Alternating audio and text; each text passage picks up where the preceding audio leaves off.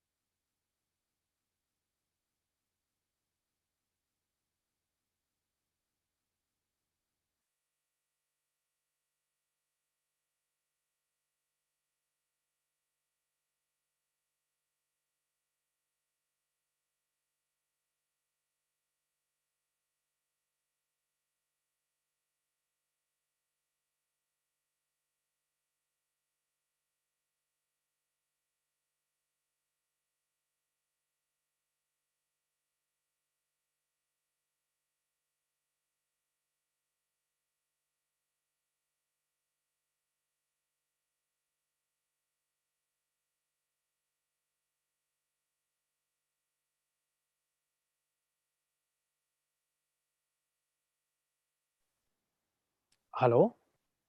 Am I audible?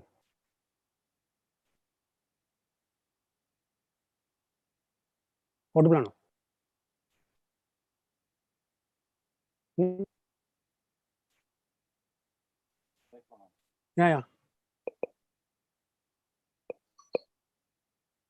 Can you please check?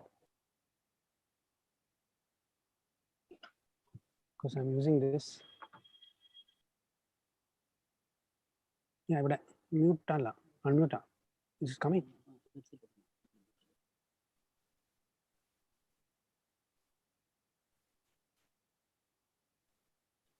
Not coming. My voice is coming.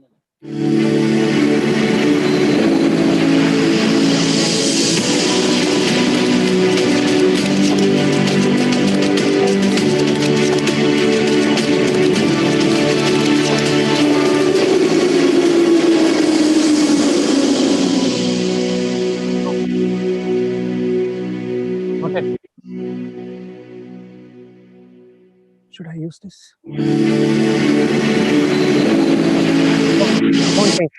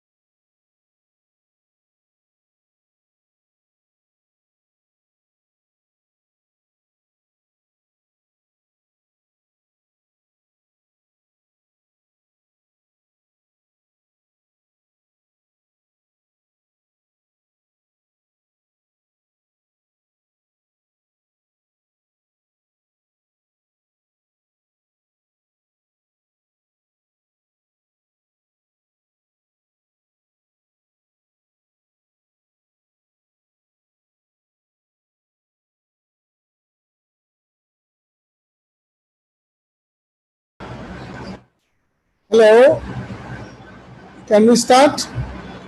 Mr. Jane Thomas. Please give me a minute.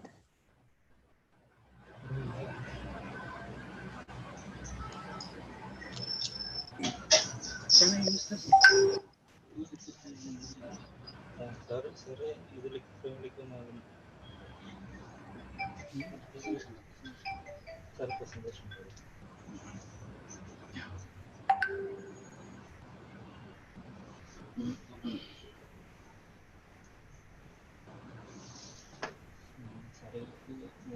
We'll start in 2 minutes.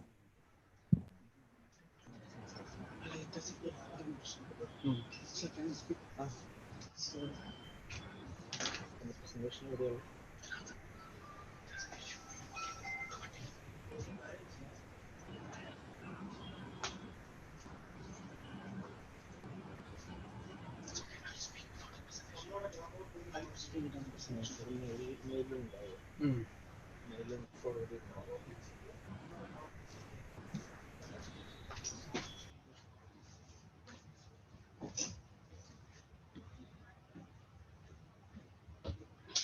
സൂര്യനല്ലേ?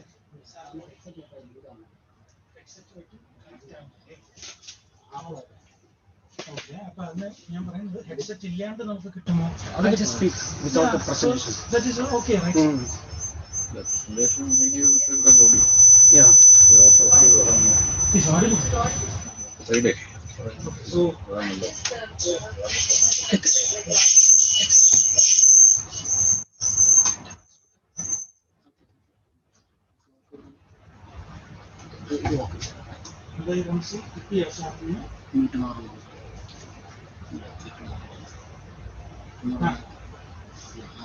Am I audible?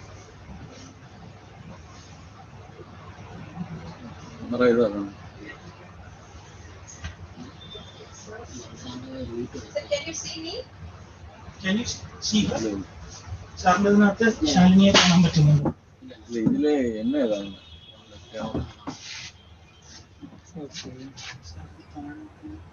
Participants ബാക്കിയുള്ളവരാരൊക്കെയാണ്? ഇവിടെ participants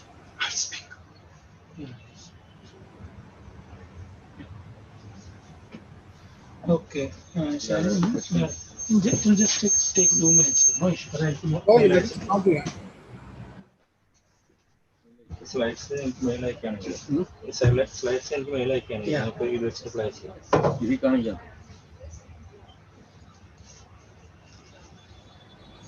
സൂര്യൻ? വിജയസൂര്യൻ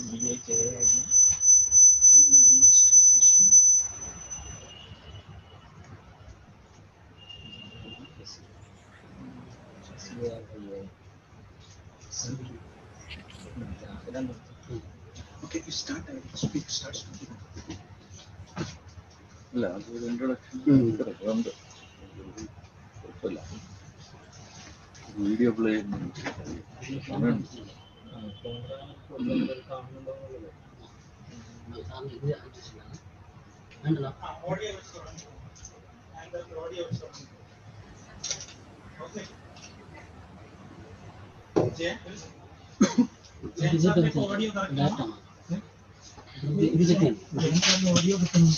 ഇതിലേക്ക് കിട്ടും.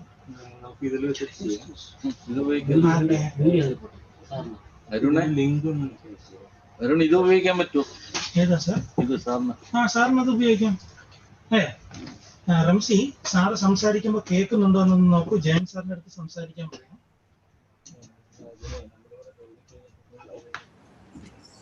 ജോയ് സാറിന്റെ അതിലാണ് സംസാരിക്കുന്നത് കേട്ടോ. ജോയ് സാറിന്റെ അതിൽ തന്നെയാണ് ജയൻ സാറും കയറുന്നത്. ഓക്കെ, കേൾക്കുന്നുണ്ടോ?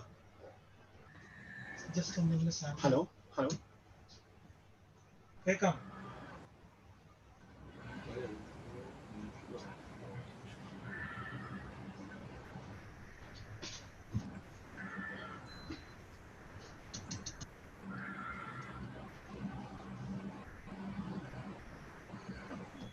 കേൾക്കാമോ Ramsi?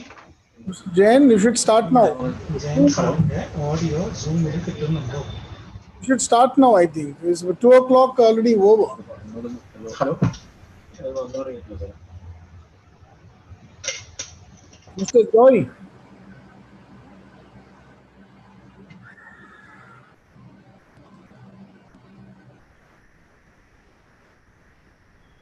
can we get the session going, please?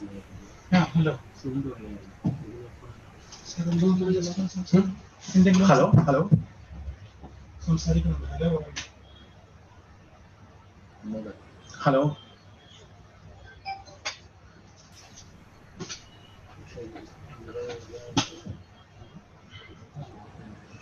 കേൾക്കുന്നില്ല മനുഷ്യൻ. അതല്ല കമ്പ്യൂട്ടറിലെ ഈ വിജയ് നമ്മുടെ ഇത് അൺമ്യൂട്ട് ചെയ്തോ, നമ്മുടെ മെയിലിൽ നിന്നുള്ള അൺമ്യൂട്ട് ചെയ്തോ Vijay.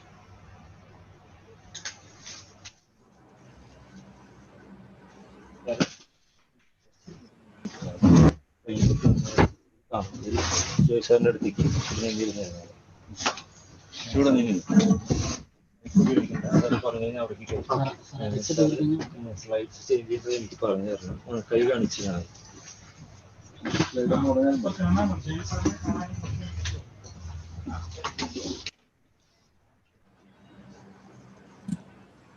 Namaskaram. A very warm good afternoon to all the dignitaries and participants present here. I would like to take the opportunity to welcome all the ladies and gentlemen to the second day of International Conference and Consultation Kerala Looks Ahead, organized by Kerala State Planning Board. The conference is designed to serve as a platform for the government of Kerala to learn from the experiences and best practices across the world in its efforts to modernize the economy and bring benefits of high growth and inclusive development to all the people of Kerala. The conference will discuss the future prospects for Kerala in 3 key areas. The sessions are planned in 9 key areas and industries is one of them. Government of Kerala recognizes the important role of industry sector as a key element for Kerala's growth. The government of Kerala has sent a clear message to India and the world that Kerala invites investment in modern industry. The state approved a new industrial and commercial policy in 2018 with a vision to transform Kerala into a vibrant investment destination, and the Department of Industries has initiated several specific schemes and programs to implement the 2018 policy. With immense pleasure, on behalf of Kerala's State Planning Board, we would like to welcome each one of you to the session on industries. Before we begin, for the smooth flow of virtual session, all are requested to note the following. Please sit opposite to a window or a light source. The speakers who have a presentation to display or share the presentation, kindly ensure that you have your presentation file open and ready, and there are no other programs running or documents open on your desktop. In case you need any assistance, please let us know. All are requested to keep their mobile phones on silent mode. It is recommended to use a headset as it can improve the sound quality. Also, kindly make use of the chat facility to put forward your ideas or questions to the panelists. Now, for beginning the session, I would like to welcome Dr. Jayan Jose Thomas, Member, Kerala State Planning Board, for the welcome address. Dr. Jayan Jose Thomas is an Associate Professor of Economics at Indian Institute of Technology, Delhi. His research deals with various issues related to development, mainly labor, industrialization, and the macroeconomy. He contributes regularly to media outlets, including the Hindu, Frontline, and LiveMint, and his research has been cited in the Government of India's Economic Survey, BBC, and the Wall Street Journal. His previous academic positions were at the National University of Singapore, Indian Statistical Institute, Kolkata, Madras School of Economics, and Central University of Kerala. I would now request Sir to begin.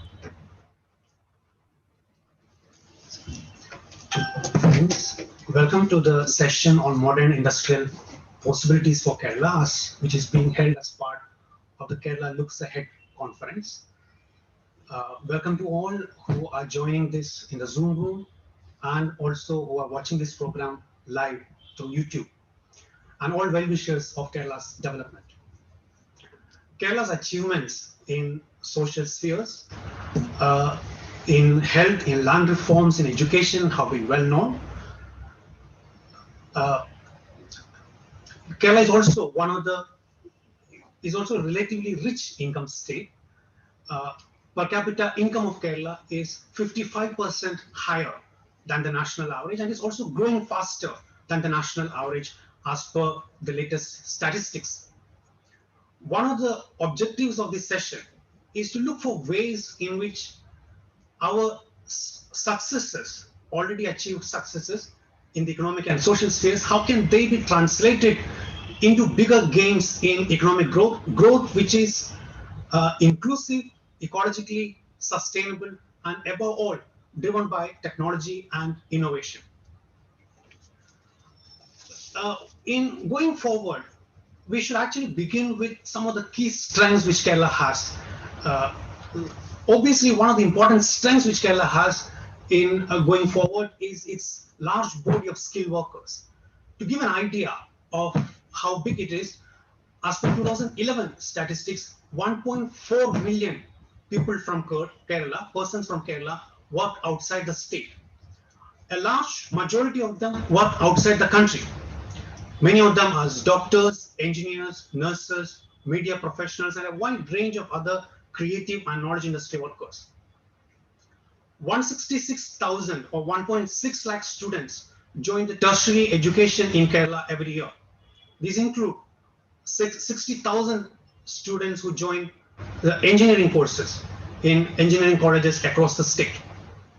Kerala has had connections with the wider world from historical times. Some of the best educational and technical institutions in the country, including KTU, QSAT, IIT Palakkad in Kerala. The second major strength which Kerala has is its large domestic market. Average per capita consumption expenditure in rural Kerala is almost twice the corresponding national average.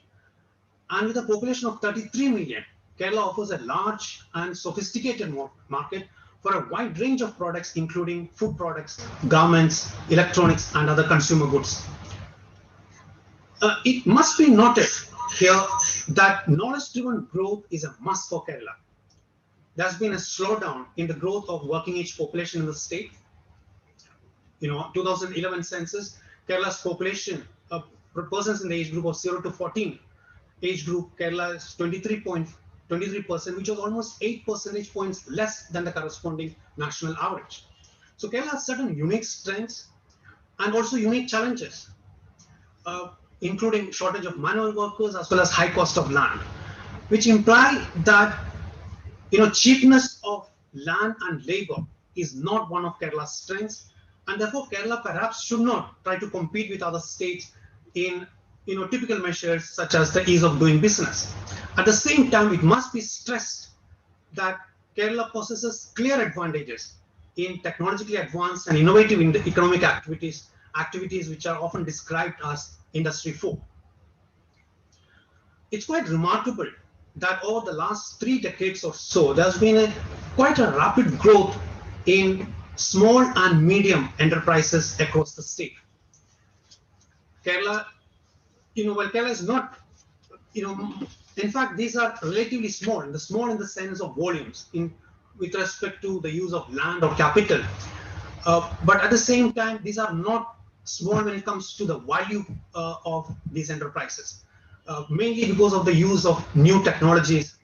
One may actually refer to them as smart industrial units. These include industrial units which manufacture medical equipment such as blood bags, dental instruments, electronic components, oleoresins, and so on. Just to add one piece of official data, Kerala's share in non-agricultural establishments in India was almost 6%, 6% which is much higher than Kerala's share in population. Going forward, which are the main areas in which Kerala is looking for investments? Of course, the beginning of Kerala's modern industry actually begins with chemical. Some of the chemical units in Cochin were actually the first instances of the production of such products in the country. Kerala has 2 large major ports in Vallarpadam in Kochi, Vizhinjam in Thiruvananthapuram. As per the latest economic survey, Kochi has been described as the most efficient port in India, turnaround time of only 1.5 days, which actually whereas the national average is 2.6 days. Kerala's growth in the chemical and related industries, one good development that has occurred is the expansion of BPCL Kochi refinery, undergoing a major expansion. Kochi Shipyard Limited has now emerged as the most modern shipbuilding yard in India. We have an industrial corridor project going on. A petrochemical complex is coming up in Kochi, which offers opportunities for a wide range of downstream industries, including chemicals, plastics, polymers, fibers, and personal and home care products. Also, building on the success that Kerala has achieved in healthcare, the state is planning to build a pharmaceutical industry. The second main area where Kerala aims to, in which Kerala actually aims to go forward, is food and agro-processing, textiles, and garments. These are in fact industries which have traditionally employed a very large part of Kerala's industrial workforce. One of the key advantages for Kerala when it comes to food and agro-processing is that, of course, Kerala produces a rich variety of agricultural products, including rice, coconut, rubber, pepper, cardamom, banana, and pineapple. Also, the state has substantial forest and marine resources. In fact, the efforts to step up agricultural production and to revive food-based industries will complement each other. Just to give an example of the kind of possibilities that Kerala possesses, 2017-18, Kerala produced 8.4 billion coconuts, which actually accounted for almost 36% of the total coconut production in the country, and the major producer in the world. And big possibilities when it comes to coconut water is widely recognized now that it's a major source of rich minerals, including potassium, calcium, and magnesium. And the demand is yet to be explored, because in India, the per capita consumption of soft drinks is only 44 bottles per year, whereas the corresponding figures for the US is something like 1,500 bottles. The other major area where Kerala aims to do very well in the coming years is a range of knowledge-based industries, also electronics, life sciences, medical equipment.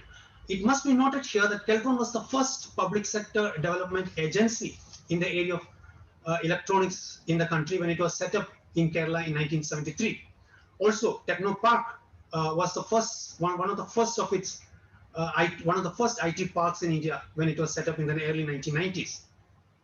So Kerala clearly, as already mentioned, also building on our achievements in health and education, Kerala could emerge as a leading center for research and high-end manufacturing in selected areas of electronics, medical devices, as well as biotechnology and pharmaceuticals. A life sciences park is coming up in Thiruvananthapuram.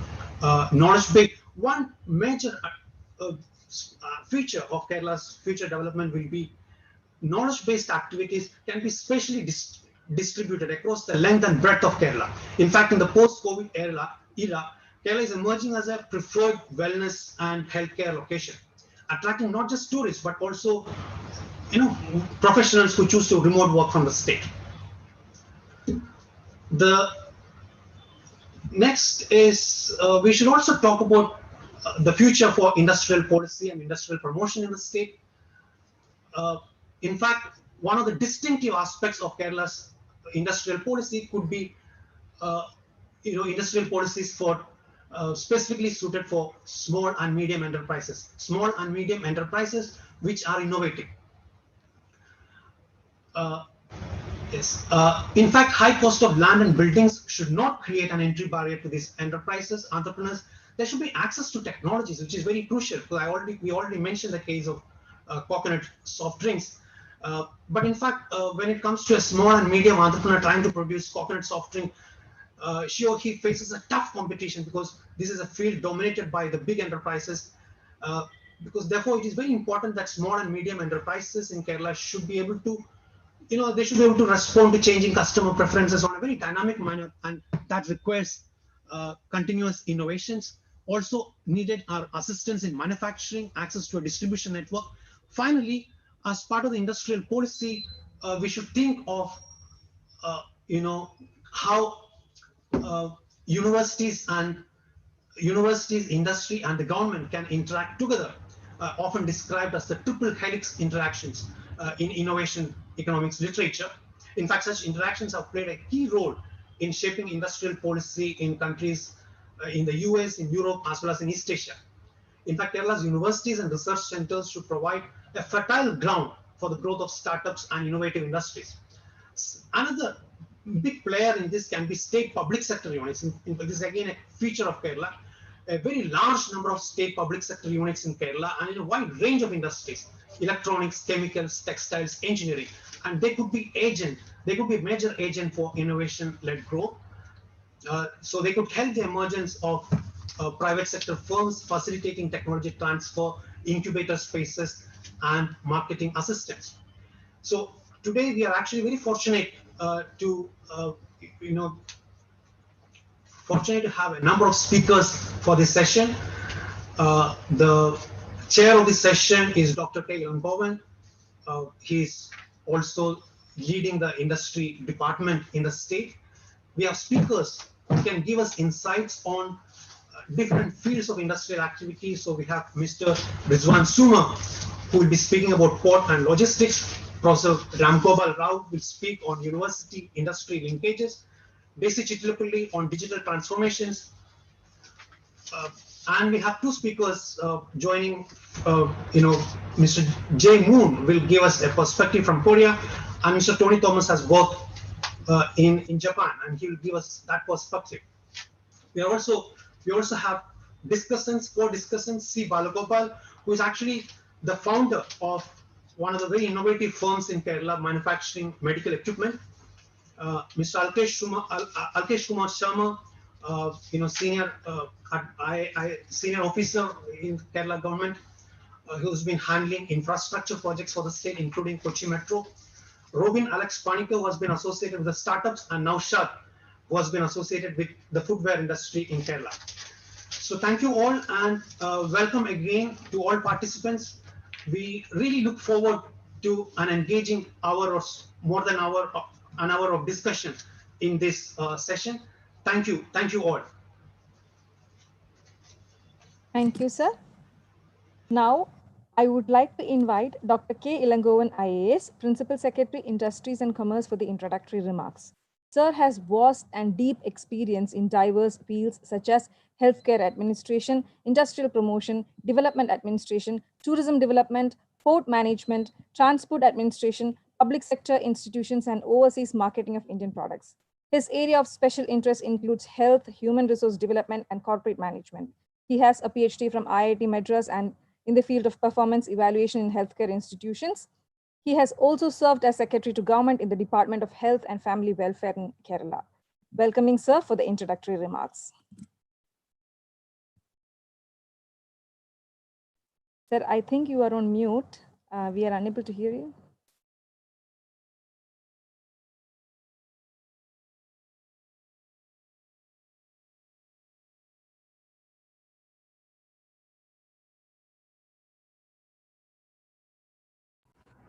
Okay, am I audible now?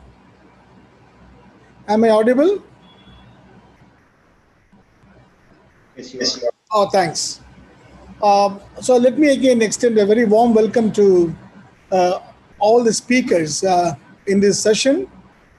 And at the outset, let me also congratulate the State Planning Board for organizing such a timely and informative exchange of informations at a time when the state is really looking forward to understand what needs to be done further in various areas of administration.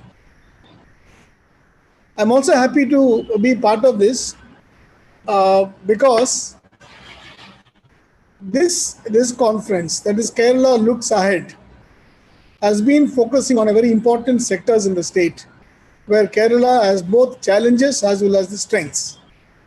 As rightly pointed out by Mr. Jayant Thomas in his opening remarks, Kerala has got large number of advantages over any other state in the country. However, there are also challenges the state is facing. If I paraphrase this statement and say that whatever achievements we have made in the social sector, be it in terms of longevity, be it in terms of health indices, any other social indexes. Whatever advantage we have gained in social sector has not really translated into economic advantage. This is the disconnect.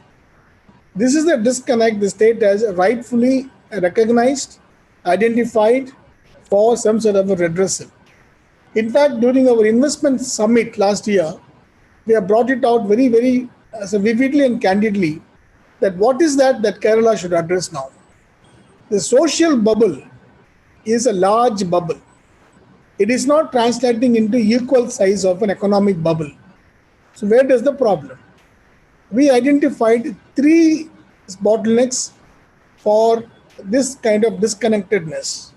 1, if the social bubble, which is characterized by a very highly qualified, highly skilled human resources, ought to be used in an economic activity, there has to be a creation of economic opportunities in the state for them to provide employment. This is the basic fundamental finding which no one will dispute. So in order to basically kickstart the economy or to create economic opportunities, we in the Department of Industries have done 3 major interventions. Number 1, after a series of interactions with industrialists and investors, we found that the process of obtaining industrial licenses is not only cumbersome, but it's also too complicated. So what did we do? We went about and started looking at the acts and rules which are required or which are necessarily interfaces between the investor and the state. We identified 7 acts, erstwhile 7 acts and 10 rules, and started amending them, keeping in mind that the industrial licensing should be easy, transparent, and time-bound. There are 3 dimensions that were introduced in this Kerala Investment Facilitation Act 2018. There are 27 changes made in these 7 acts and 10 rules. 3 dimensions were introduced. 1, an element of transparency.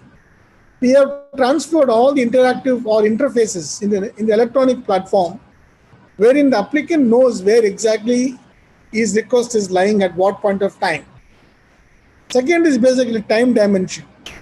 We have brought in a time dimension for industrial licensing, saying within a stipulated time, if it is not issued, it is deemed to have been issued. And third is simplification of the procedures in terms of reducing the number of documents required to get an utility. The first legislation came in 2018. The second legislation came in 2019, called Kerala MSME Facilitation Act, wherein we said, if you are an MSME, not falling under the bracket of red category by the Pollution Control Board, you will be given an automatic approval based on your affidavits and undertakings. Probably for the first time, any state in the country has taken such a bold decision of reposing faith and confidence in the investor and issuing a 3-year no stoppage or sort of some of the approval. I'm very happy to say that more than 7,000 people have availed this facility through automatic route and they have started the enterprise. The third and important set of legislation came in the year 2020. It's actually an ordinance.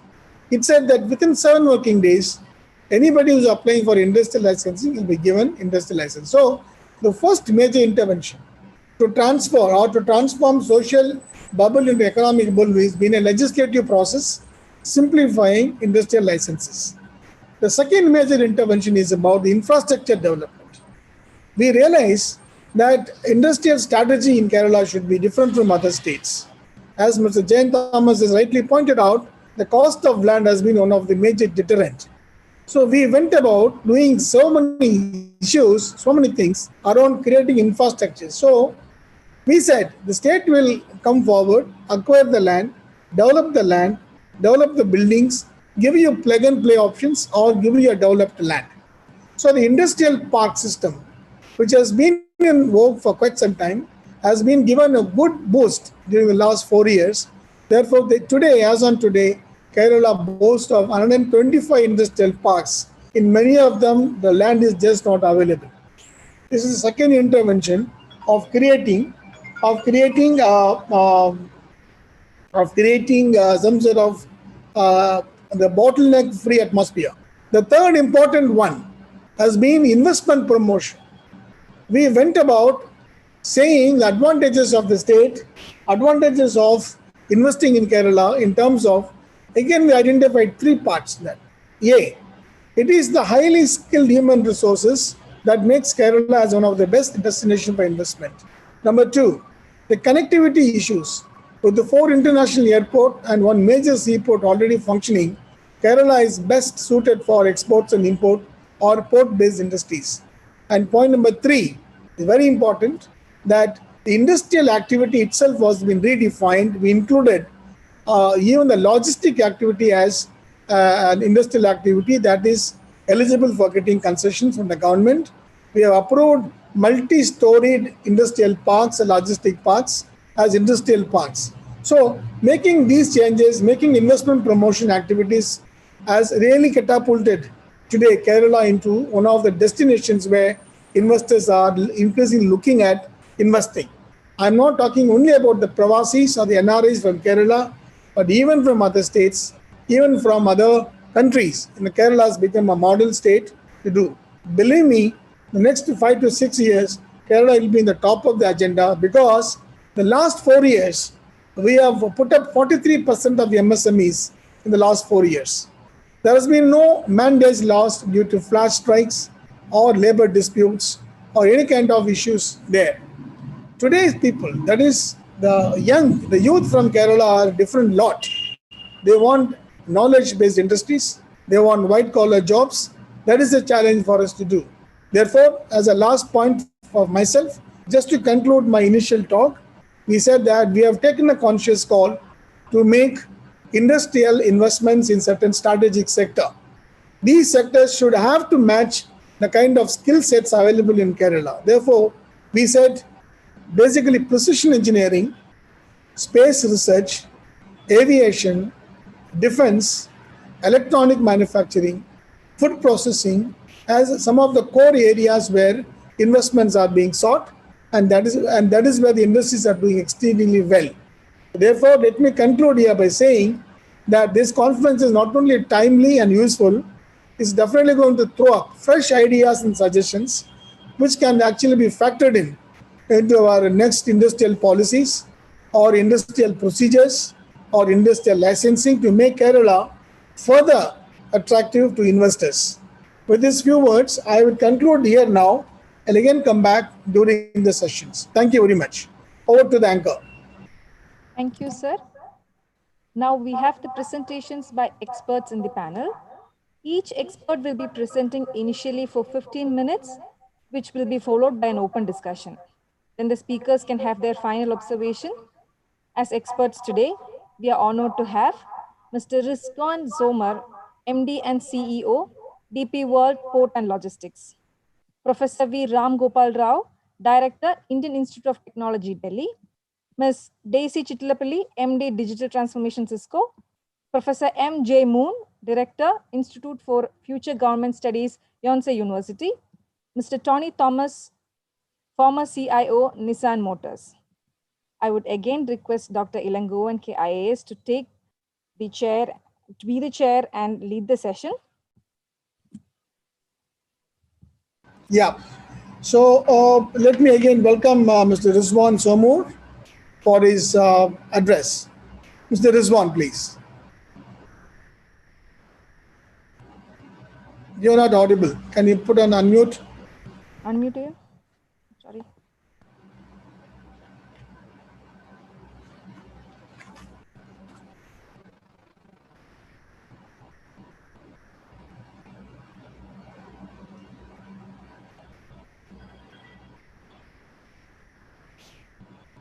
No, still not audible.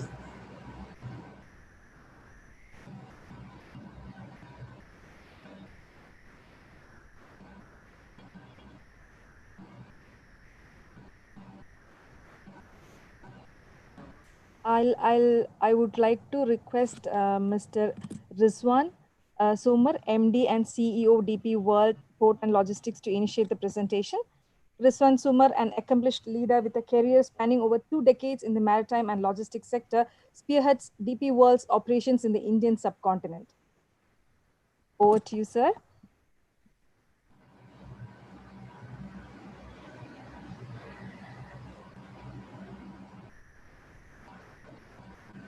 No, yeah, he needs to unmute. Someone can help him out.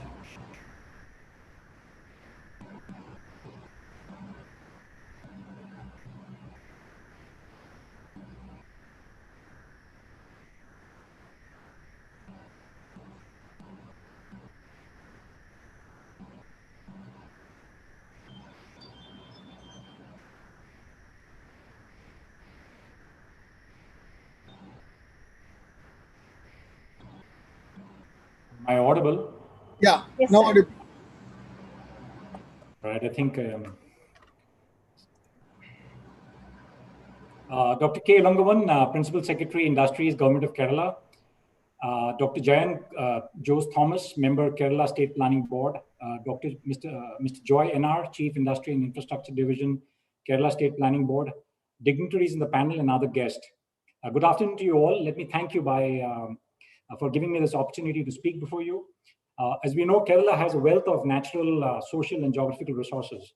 With such abundance in the state, the state is full of growth opportunities, and DP World believes that port-based industrial development has a great potential for Kerala, especially if we can develop a transshipment terminal, a true transshipment terminal, leverage the internal waterways that the state has, build logistics infrastructure such as cold chain, multimodal logistic parks that Dr. Elangovan also alluded to, free trade warehousing zones, and this will actually support the growing industry across the various sectors.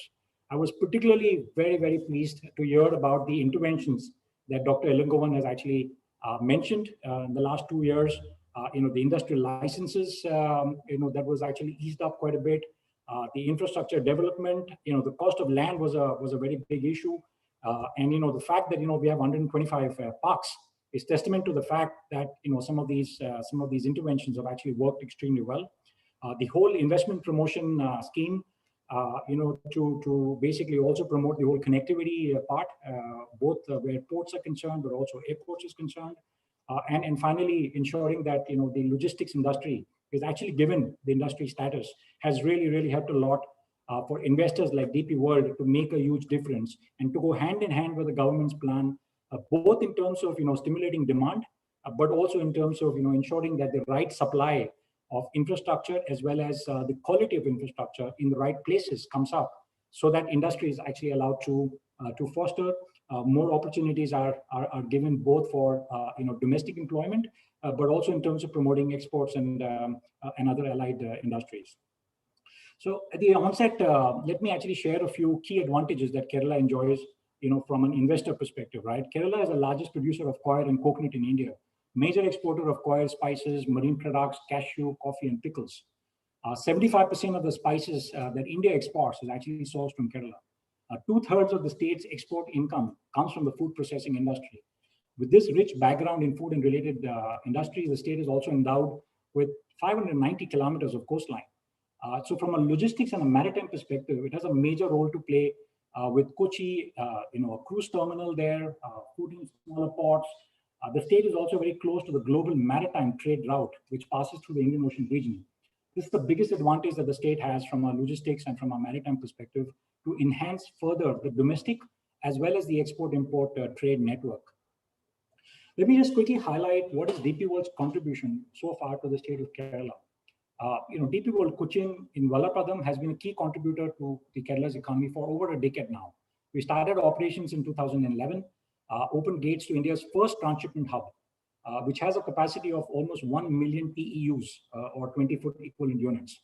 We've invested a total of 1,200 crores at the terminal till date. Our focus is actually on promoting multimodal connectivity to provide our customers with even more options to move their cargo. As an example, during the lockdown, through our rail services, we moved many essential commodities such as food grain and other processed foods, and that saw almost a 4-fold increase, in 2020 as compared to any other year per se, right? Our terminal in Vallapadam connects Cochin to the Middle East, China, Far East, Europe, and the Mediterranean countries. We've also undertaken various initiatives to enhance the ease of doing business. And Dr. Thomas was actually mentioning one such example where Cochin is actually or Wallapadam is actually the best terminal where, turnaround of a ship is concerned and of a container is concerned. We've also got a truck turnaround time, which is 27 minutes per se, which is actually, again, a record in India. It is actually the best record that we have all across all the Indian ports as such. We also have a digital portal which enables smooth paperless transaction through a single window. And during the lockdown period, again, I'll be happy to share with you that this platform saw an increase in the number of users exponentially. And that assisted us a lot in terms of facilitating swift online transactions. And from an efficient operation standpoint, we have, by far the best operations all across India. Let me discuss a few opportunities, and I have got 15 minutes, so I'll be mindful of that. A few opportunities to develop integrated logistics in Kerala, which is going to be absolutely key to ensuring that the cost of logistics goes down. And so therefore, India's competitivity where exports is concerned goes up, right? So for every 10% reduction in cost of logistics, the export competitivity actually goes up by almost 8%, right? So therefore, the propensity for Kerala's exports is therefore a lot more and directly linked to the cost of logistics. So as an example, there are 4 or 5 things that one can do in terms of development of integrated logistics in Kerala. The first one is a transshipment hub in Walarpadam that I just talked about. A few facts about transshipment as such. Almost 25% of India's volumes is actually getting transshipped in foreign ports such as Colombo, right? And Colombo, overall, 15% of their volume is actually coming from India. Now, this is only due to lack of sufficient infrastructure such as depth in our ports and vessel charges, which are 5 to 6 times in India as compared to any other ports in the neighboring countries. And according to a Ministry of Shipping report, due to uncompetitive transshipment infrastructure, Indian ports lose almost 1,500 crores per annum in terms of potential revenues. And therefore, additional transshipment cost also makes the country uncompetitive where their exports are concerned, makes their imports more expensive, and it leads to a loss of foreign exchange reserves. DP World is committed to ensuring that this changes together with the Kerala state government and with the central government. And we, together with the Port Trust, that is the Cochin Port Trust, Ministry of Shipping, and the state of Kerala, are working on actually, dredging the channel to an appropriate depth of draft, making the charges in Cochin very competitive as compared to Colombo and the neighboring terminals, and ensuring that together with the state government, we establish Walarpadam as India's key transshipment hub and bring back those volumes which today are actually transshipped in Colombo. So this is the first initiative that I would like to update the audience on. The next comes Waterways. Inland Waterways has got huge potential, to basically be a low-cost mover of goods, reliable, as well as in a very, very cost-effective fashion. This could be Kerala's key advantage. This mode is currently extremely underutilized and has huge potential. The coastal traffic potential through the non-major ports in Kerala is estimated to be around 7 million tons. And we believe also that almost 85% of what Walarpadam terminal exports or imports can actually be served via water transport by using barge services, almost 85%, right? And then we could actually connect them to existing terminals like Maradu, Aluva, Kollam Port, and many more. To leverage Kerala's waterways, it is recommended to enhance the infrastructure of minor ports and the inland water terminals. And the key success factor for the same will be increasing the draft to accommodate the larger size ships or vessels. Implementing a 24/7 operations, accepting inland waterways as a transshipment mode in the customs system, and to incentivize vessel operators to promote coastal shipping. So Waterways is the second initiative that I would like to flag at this forum. Another critical point, for development of logistics infrastructure is cold chain infrastructure, cool logistics as they call it, right? This would be a key to assist Kerala's food processing industry. Kerala, almost 2/3 of the state's export income today actually comes from food processing, we believe. DP World is of the firm opinion that the development of port-centric modern cold chain and refrigerated storage solution is really the key to the huge wastage issue that we face where food is concerned, right? This will also help to maximize profitability for the farmers as well as to people who are in the food processing business. DP World is also focused on building the India-UAE food corridor, right? Countries in the Middle East depend a lot on countries like India for food security, right? So therefore, we are targeting major cold chain segments such as seafood, meat, poultry, and imported fruits. And there is an estimated requirement of almost 5,000 pallets for domestic and almost equal number for exports as well. We are very keen to build cold chain infrastructure in Kerala. We have actually bid for a project just outside the Cochin port, and this will use, there's a company called Gale, and we will use their effluent as refrigerant gas to fuel the cold chain temperature in the storage. And this will also help to set up the cold chain infrastructure at the proposed free trade warehousing zone, which is also something that we're actually building within the Vallarpadam terminal. And Mr. Ilangovan also alluded to multimodal logistic parks.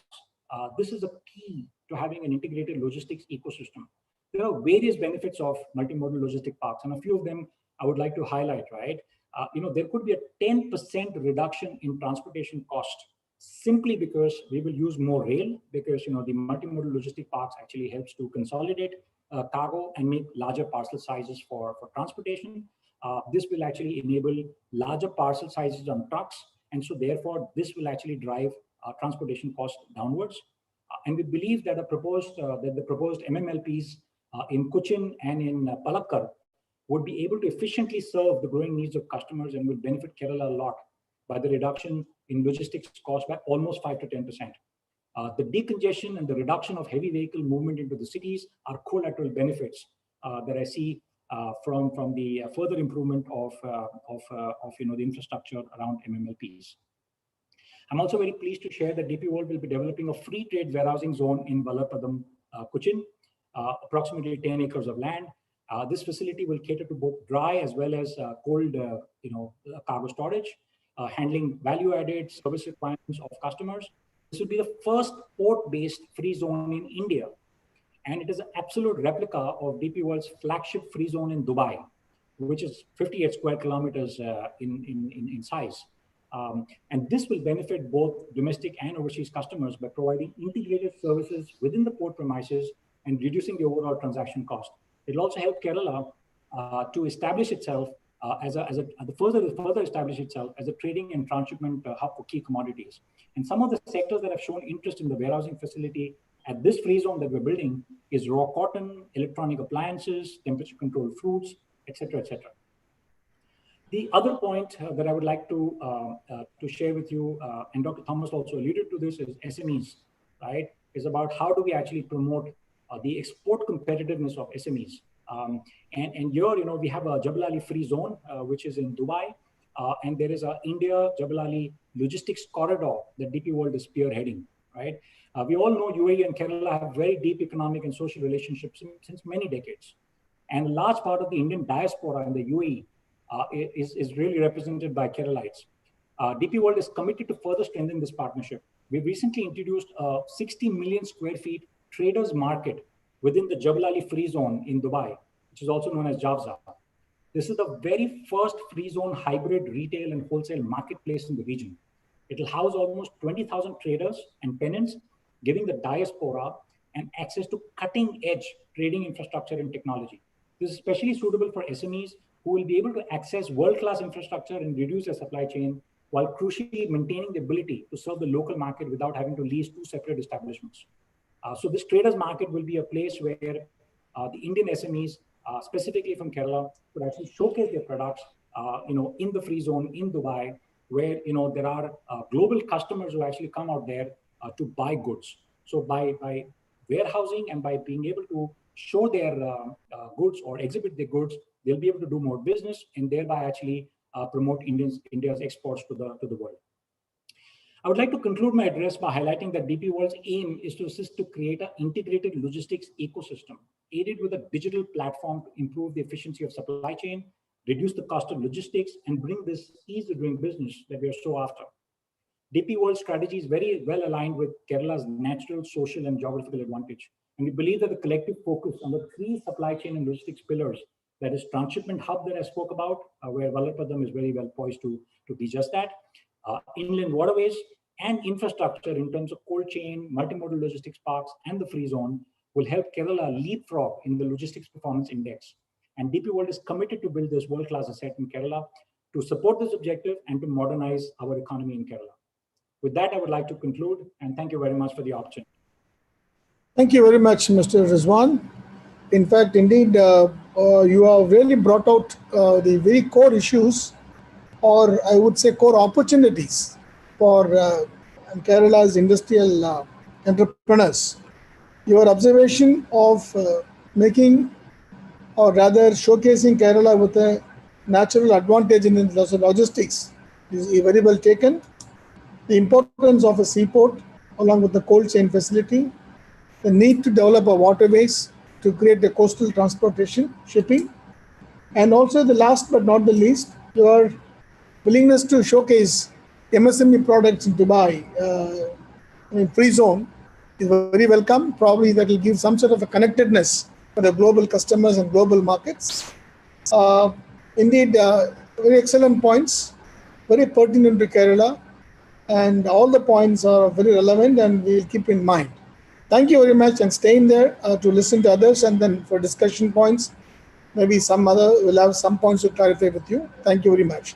Now, may I call upon Professor V. Ramagopal Rao, Director, Indian Institute of Technology, Delhi. Thank you very much. Just a second, sir.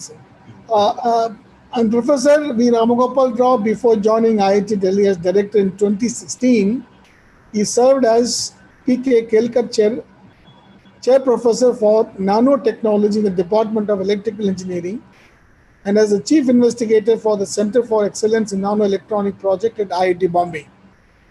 Dr. Rao has over 450 research publications in the area of nano-scale devices and nanoelectronics, and he is an inventor on 45 patents and patent applications, which include 17 issued US patents. Professor Rao is co-founder of 2 deep technology startups in IIT Bombay, which are developing products of relevance to society. Now, it's over to Professor V. It is now over to Professor V. Ramagopal Rao, please. Thank you very much, Dr. Ilangovan, and all the organizers for inviting me. So I have 15 minutes, so now it's 2:55, so I will finish by 3:10.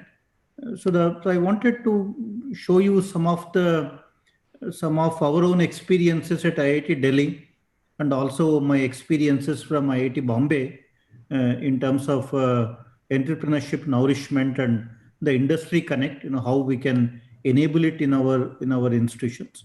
So I'll also give you a broader perspective. So if you look at the current status of Indian R&D, now India is indeed doing very well in terms of knowledge generation. So we are ranked 3rd in the world right now.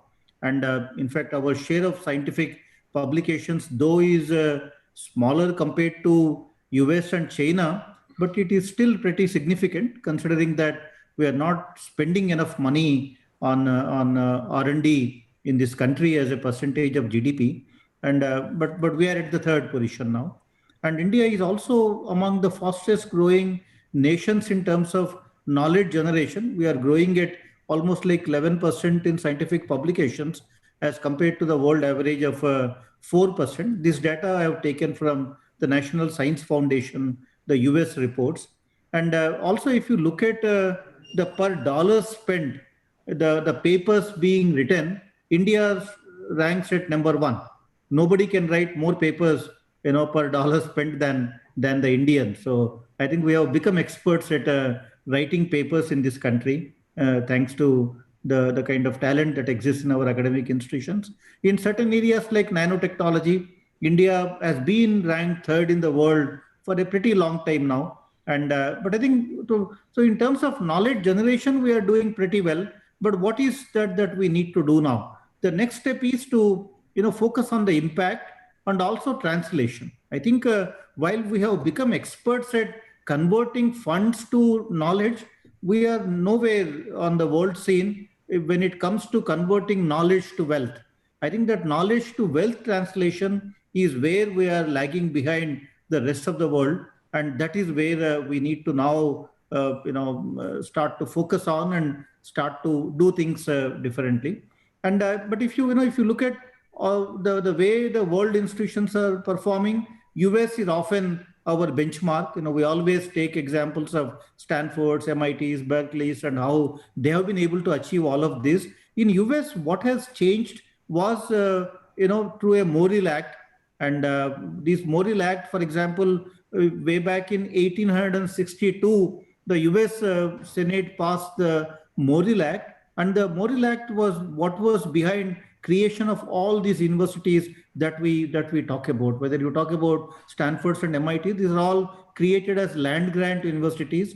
And until that time, until the Morrill Act came into being, the US was following the European model, where the focus was on theology, basic sciences, and that time England and Germany were the front runners when it comes to knowledge areas, and US universities were basically following the England and Germany models. But in US, after the Morrill Act was established, that is when they started to encourage their universities, in return for the land being given by the state, work on such branches of learning as are related to agriculture and the mechanic arts, and that is their way of connecting these universities to the society and the societal problem. That's the reason you see many US universities having the tag, Texas A&M. That A&M basically stands for agriculture and mechanic kind of arts, and all the big and top universities you name in US,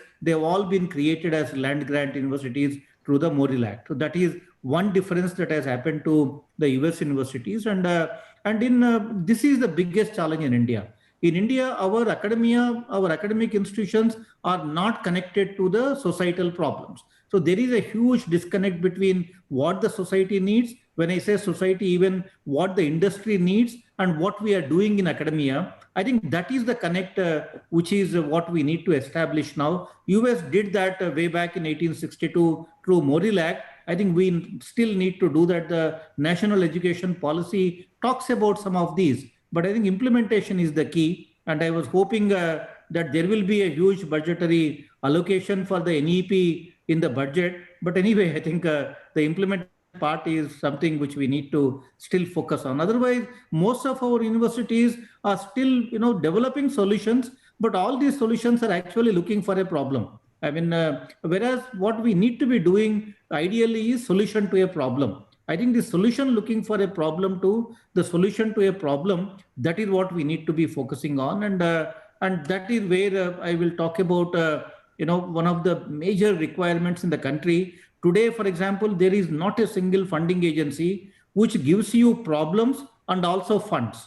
You go to these agencies with your own problem, whether it is the Department of Science and Technology in Delhi or the Kerala Science and Technology Board. All of these, the researchers go to them with problems and get funded. But what we need are the ministries able to fund research in academia. When ministries directly fund research in academia, ministries are directly connected with the society, the problems that the people are facing. But many ministries, even at the union level, central level, do not have any mechanisms to fund research in academia. Their connect with academia is very poor, and all the research is funded by Department of Science and Technology or Ministry of Science and Technology. They don't even know, they're all professors sitting there. They also don't have any idea what problems to fund. I think this is one problem that we need to solve at the state level and also at the central level, where we need agencies like ministries directly engaging with academia. These models of collaboration we need to establish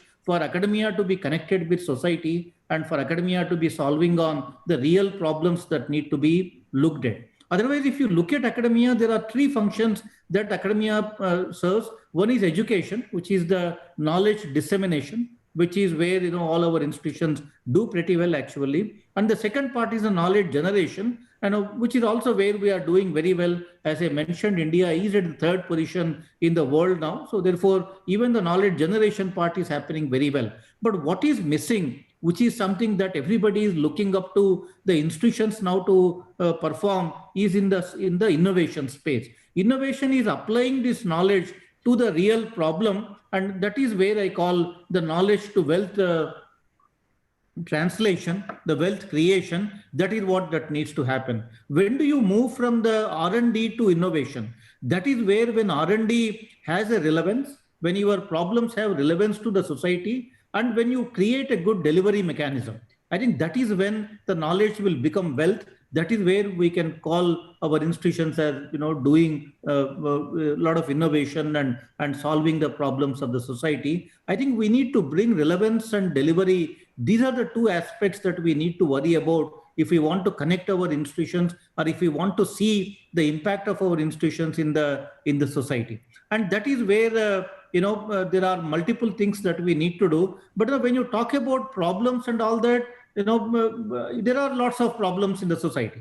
In fact, India has all the problems of the world. If you are looking for a problem, you don't have to go to US and do internship in some university there. You look around, you will find problems. India technologies to help youth excel and acquire skills, very low cost electronic kind of gadgets for that. Agriculture, there are tons of problems in agriculture which academia can take up and solve. Or healthcare, almost the healthcare infrastructure is totally lacking in the country. Even the COVID has completely exposed our healthcare infrastructure. So I think that is where one can do a lot of research for web-enabled diagnosis and things like that. Security is a major concern. Energy is a concern. The water is a big crisis. So there are tons of problems available in the society. But our academia now is not able to provide solutions to many of these problems. And to me, one of the things that we need to do now in academia is, the fundamental problem in academia lies in how do we choose our research problems. The way we choose our research problems is based on 4 different ways. The most important and the most primary way we choose research problems in academia is through library. The first thing we tell a PhD student to do is go to library and find a problem. And any problem you find in the library actually ends up in library. That is how, we are doing a lot of research, but it is not becoming a solution to anything that you see as a society. I think from choosing problems only from library, if we can connect our institutions to the society a little bit strongly, for example, engineers working with medical doctors, engineers and scientists doing rural internships, and even the humanities and social sciences departments explaining these problems to the engineers and technocrats and helping them work on the right set of problems. The industry connect, whether it is R&D projects, establishing tech parks, we have seen is a very good way to connect with the industry, and it's establishing centers of excellence with funding from industry, professors of practice. At IIT Delhi, we started a professor of practice kind of a position where we are now inviting leading industry persons to serve as faculty members at IIT Delhi. It could be on a visiting faculty basis, but we call them professors of practice. They don't need a PhD to be a professor at IIT Delhi if they have a lot of industry support. Industry sabbaticals, we're also encouraging our faculty to take sabbaticals and spend time in the industry, and also industry professionals to do their sabbaticals in institutions. The PhD fellowships, again instituted by industries, where they give a problem and they provide support for the fellowship. And then startups, this is again another way we can connect with the industry. Other way to choose research problems is by interacting with these strategic agencies like DRDO, ISRO, DAE, Indian Council for Agricultural Agency, research, security agencies. I think we need to diversify our problem search methods now. Instead of finding our research problems from only library, if we can also get them from other sources, if we can establish mechanisms for this to happen naturally in our academia, I can tell you a lot of things will change, because academia in India has a lot of talent. I think much of it is currently untapped, and it's all a resource which is wasted because they are not really connected to any problem, and people don't see us as anyone solving anything in the country today. And in terms of platform technologies, these are the 5 platform technologies. I call them IT, BT, NT, CT, and QT. So information technology, we are doing very well. Now, India is a world leader when it comes to information technology. Even biotechnology, we are doing very well. Almost every second drug sold in the US is manufactured in India that way. So IT, BT, we have picked up very well. In the nanotechnology, we are doing a lot of knowledge generation. India is currently ranked third in the world, but that is where the commercialization needs to happen. The cognitive technology, we are now building programs in the cognitive technology space, and quantum technology is the other platform technology which will have impact in multiple domains from security to sensors, and that is where India needs to put its act together and then start looking at things. So I think what needs to change in our academic institutions, as I said, a lot of good research is happening. We need to strengthen the relevance and delivery aspects. Academia is good at research, bad at development, and poor at delivery. I think this is where the industry collaboration will really be helpful. Academia needs to become idea factories. When do you become idea factories? You become idea factories when you bring unlike minds together. What are these unlike minds? The one way is to bring people with different cultural backgrounds come together and interact with each other. That is where attracting international students, international faculty is very important. I think we need to enable our institutions to recruit international faculty and international students, and we need different people with different disciplinary training. That is again what I call unlike minds,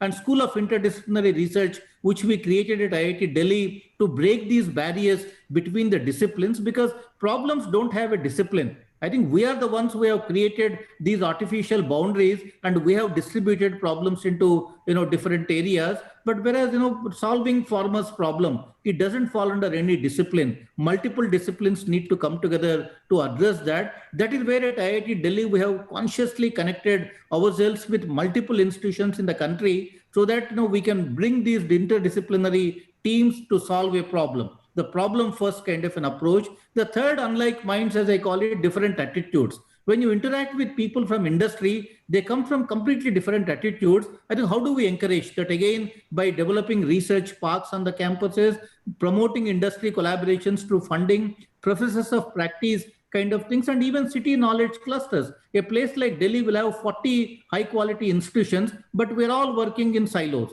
So can we bring all these academic institutions together, create a city knowledge cluster, and provide them funding to solve the problem? So this is again what we have done in Delhi, Delhi cluster, and that's also working very well. And also pushing the startup culture in our academic institutions. Many universities do not even have incubators. In many universities, faculty members becoming entrepreneurs is still not allowed, not permitted. I think these barriers need to go. We need to allow Lakshmi and Saraswati to work together, and that is when the prosperity will happen. That is where knowledge will start to have its impact in the society. I think we need to encourage not only industry collaborations, but the incubation in academic campuses, allowing faculty members to become entrepreneurs through variety of schemes. At IIT Delhi, we have a scheme called FIRE, Faculty Innovation and Research Driven Entrepreneurship. Under this program, any faculty member who wants to become an entrepreneur, IIT gives them 50 lakh grant, gives them 3 years of leave, of which the first year is a completely paid leave with the true sabbatical. So 1 year sabbatical, 2 years of leave a faculty member can take to become an entrepreneur. That is how we are encouraging our faculty to become entrepreneurs. Because when faculty do that, then the PhD students will follow the same path, and that is how the knowledge will become wealth. And that is when we start to see solutions to problems arising in our academic institutions. So finally, I think these incubators, creating them in all universities, encouraging faculty to take up entrepreneurship as an avenue to convert their knowledge into wealth. And these incubators also need to have good facilities, for prototyping and even support for manufacturing. I think some of these things we need to do, and this is what we have done at IIT Delhi, and we are actually seeing a lot of impact of that now in the last 5 years. Whatever we have done, we can see these in numbers. So our patents, we have filed over 500 patents. The research funding has gone up. Multiple startups have come out of our research ecosystem. I think all this happens when you have funded programs to encourage faculty and students to pursue the path of entrepreneurship. Thank you very much. I'll stop here. Thank you, Professor Ramgopal Verma. It's been an excellent disposition of the disconnect that today exists between the academia and the society. In fact, this should be a preface to any discussions on say industry promotions or industry investment promotions, because it captures in a very candid terms where exactly is the disconnect and what needs to be done. And you have done a lot of work in IIT Delhi that goes to show that some work has been, I mean, to show that things are possible in India and in a very big success way. So the disconnect between the knowledge and the wealth is something that needs to be addressed, and your FIRE program is very interesting for me as industry secretary. It's a fantastic thing. I must congratulate IIT and yourself that making those people with knowledge to come and experiment in the field is actually the proof of the pudding. So I'm 100% sure that the students also will be inspired to become as entrepreneurs. Today, what we need is to create entrepreneurs.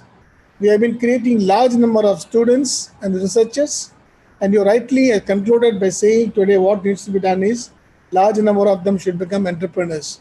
Thank you very much, sir. It's been a fantastic talk.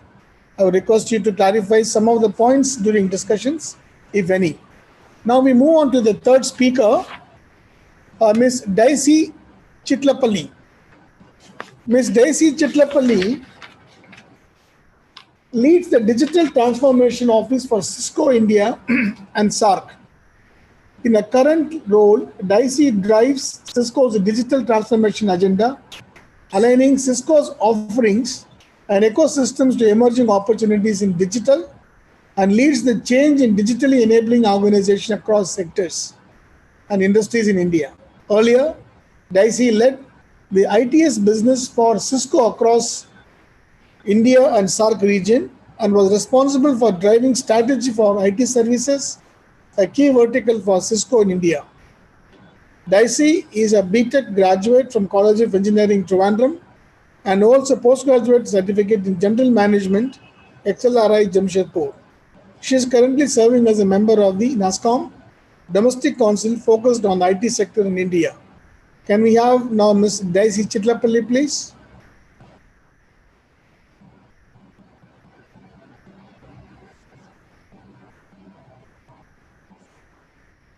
Good afternoon. Am I audible? Yep. Go ahead, please.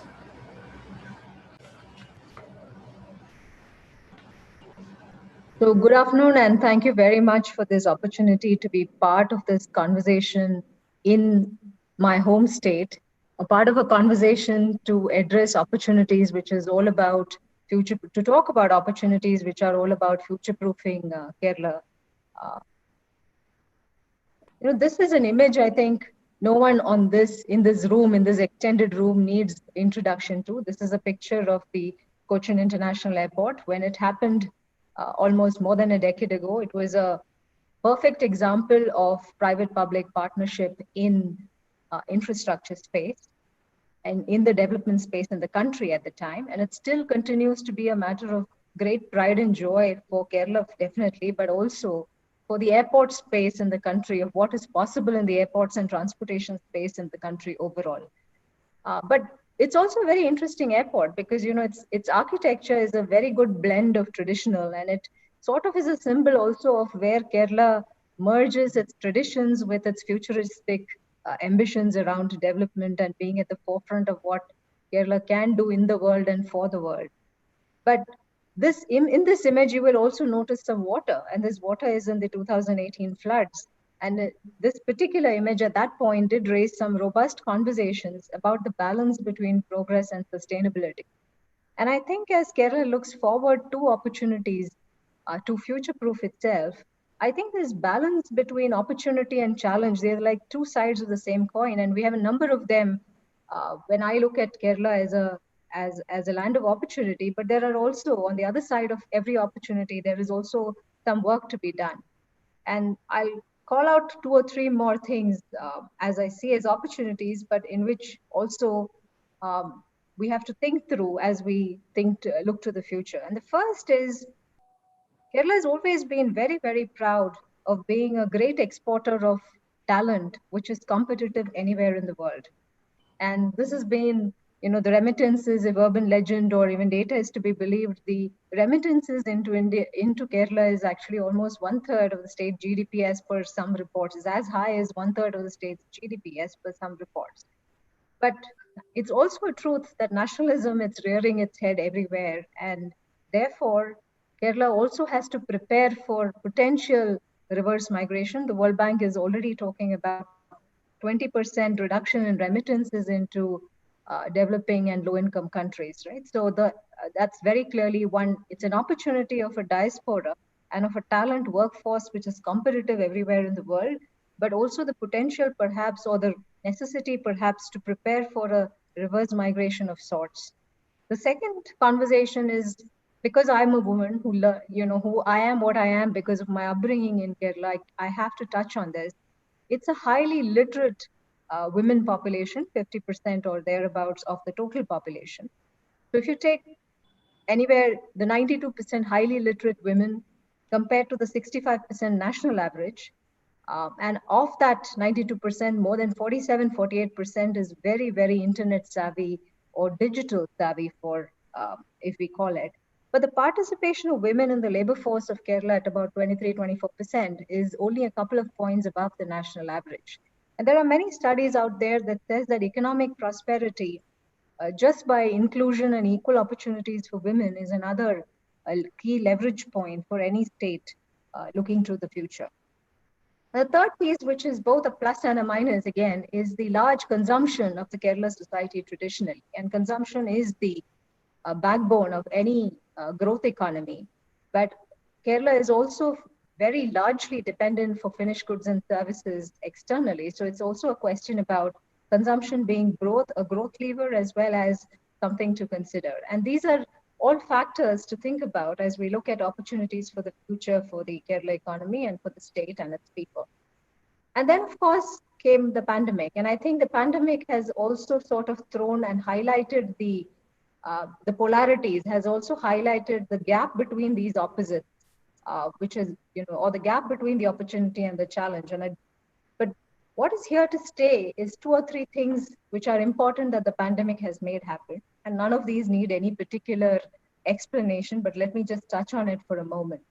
If the Indian economy operated at about 50% or thereabouts productivity even during the height of the lockdown in the March-April timeframe, it was because every industry looked to technology and to digital to keep doors open. And this was not just true for businesses, this was equally true for education institutes, for healthcare, hospitals, and people on the front line of healthcare, and certainly governments, as and Kerala did a brilliant job here by managing the pandemic very well using technology and all kinds of technology that is brought forward. The only point to take away from the slide is some of the new things that we saw happening with technology in industries and in governments and as individuals in this space is something that will remain for the future and will have a long-lasting effect on any industry or industrial development moving forward as well. And that change is the change that we refer to as business model shifts. So the number of our processes which have gone completely from the physical world to the online world. For example, we're all familiar with the fact that we have taken to teleconsultation in healthcare, which was something that perhaps none of us had availed before the pandemic. Banks have stopped coming and asking for hard copy documentation for any kind of loan approval. It's all done online. And even the government has, the Kerala government's e-pass process is a completely paperless and online process even during COVID. And that process can be extended to more citizen services in many other spaces moving forward. The other big shift that we see happening is the trust element. We have always said for a while now that trust is the currency of a digital economy. And in the backdrop of reduced trust in people, processes, and things, we will find increasing transparency in processes, in businesses, in quality of goods and services that are extended. And of course, Dr. Rao talked about cyber security and so on and so forth, which is also a very important element of trust as we start to become more comfortable living in the digital world both as consumers, individuals, or as businesses and governments. So what does this really mean for Kerala, right? On the one side, if we look at the Kerala statistic, Kerala is already the second largest state in terms of internet penetration. And during the pandemic, there was a 30% increase in internet activity in Kerala, and some platforms like UPI also saw a significant bump up during the time, which means that people, the common man, is already quite digitally savvy. There may be some gap to go, but certainly at the forefront of digital literacy, as far as state is concerned, it's a significant advantage. The reverse migration that happened within, and almost 8 odd lakhs of expats have moved in. I know that at Cisco, for example, a lot of our employees who are from Kerala are working for the last many months from their hometowns back there. The distribution of the IT, if I just take the 4.5 lakh IT employees who went back to their home states, and Kerala was the first to recognize this work near home phenomenon. And this work near home phenomenon can also have definitely will have a life beyond COVID, as we can see from the announcements of companies like Marico on the manufacturing side and TCS on the IT services side, which is talking about having a work from home or work from anywhere strategy of close to 40 to 80, 75, 80% of their workforce continuing to be in that fashion even after the pandemic is done with. I think the third part is particularly important. I talked about the Kerala workforce being a globally competitive workforce. And if the pandemic has done anything, it is really accelerating the gig economy. And so it is possible that people who were initially working in countries overseas can continue to work in those industries from India, because jobs are now truly become borderless. And the appetite to hire the best talent across borders is also increasing, both in companies within India and certainly outside India as well. But the two things that the pandemic perhaps did disrupt is the supply chain, and the supply chain conversation is something that all of us are quite familiar with. It certainly created a premium for businesses that can be relied upon for continuous goods and services in a transparent and secure fashion. And so there is a potential to leverage more towards a localization of businesses. A localization of the supply chain is certainly a trend we are starting to see across India, and we are starting to see that across the world as well. And so the one that I want to double click a little bit on is this supply chain concept. And traditionally, we have thought about supply chain in the manufacturing context, and I will certainly talk about that. But I do want us to think about supply chain as broader than just manufacturing and industry. But let me just for a minute double click on this one, because this I think is the one perhaps where there is a rethink or a reimagination perhaps that we can all do collectively. If we look at traditional manufacturing or manufacturing as a whole, this is the view of the world and how the numbers stack up, right? I mean, maybe there are a couple of points I'm off on the manufacturing to GDP input of Kerala. Between 13 to 15% is the numbers that I see. But I think there is a good lesson to be learned from our smaller neighbors who are almost like us in terms of size, like Sri Lanka and Bangladesh, who do almost 25% of their GDP comes from manufacturing. Now, I know that traditionally Kerala has shied away from manufacturing because of the cost of land, cost of labor, and power and other such concerns.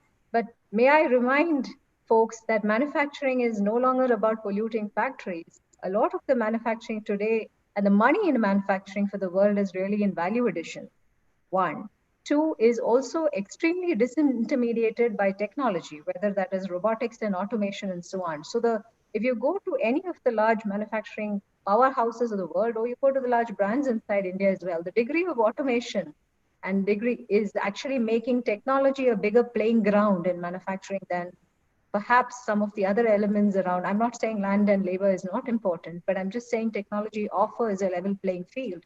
And Kerala, unlike many other states, does not have the legacy to deal with in terms of labor force management and so on. The other thing is perhaps also is a conversation, the vector to consider perhaps is the value addition vector, which is what Kerala has really used to move the numbers up from the 9% or the 9.5% to the 15% in the last 4 to 5 years. And that value addition can certainly marry the care abouts Dr. Rao was talking about of some of our sectors which need dramatic increase in productivity and reforms, like agriculture, like handlooms, and so on, with the careabouts of a new and emerging and digitally vibrant Kerala. So that is where value addition is another space where, perhaps some of those traditionally, historically limiting issues around land, labor, and so on can go away. And this value addition can extend to electronics and IT as well. The third piece perhaps is not a focus on core manufacturing, but on an adjacency of manufacturing. And I'm sure, I apologize, I joined the meeting a little late, and perhaps one of the earlier speakers has touched on it, if so. But the whole possibility in front of Kerala to emerge as a logistics hub for the country and largely in the region. Because one of the problems India does have to solve is that our cost of logistics at 14% is a good 6, 7, 8% points above countries which are more competitive than us, like China, Germany, etc., who is at 7 to 8%. So why can't cities like perhaps on the outskirts of Trivandrum or Cochin, which already have a port and airport and excellent road and railway connectivity, become multimodal logistics hubs? So it's not so much a core conversation on manufacturing, but it is very much an adjacency that the country wants to solve for, and where the playing field is fairly level. I mean, just a few things to consider. And like I said, it doesn't have to be core manufacturing itself. I talked about all industries being disrupted. So the value addition can also be in terms of knowledge supply chain for industries like telemedicine, like edutech, and so on and so forth as well. But so what does it mean when we say what will it take to future-proof Kerala? I talked about digital literacy. Kerala's run a literacy mission, a very, very successful literacy mission for years. But digital literacy is a little bit of an addition on top of the literacy mission that we currently run, because this is about getting more of our people familiar with digital systems and processes and comfort with working with technology on an ongoing basis.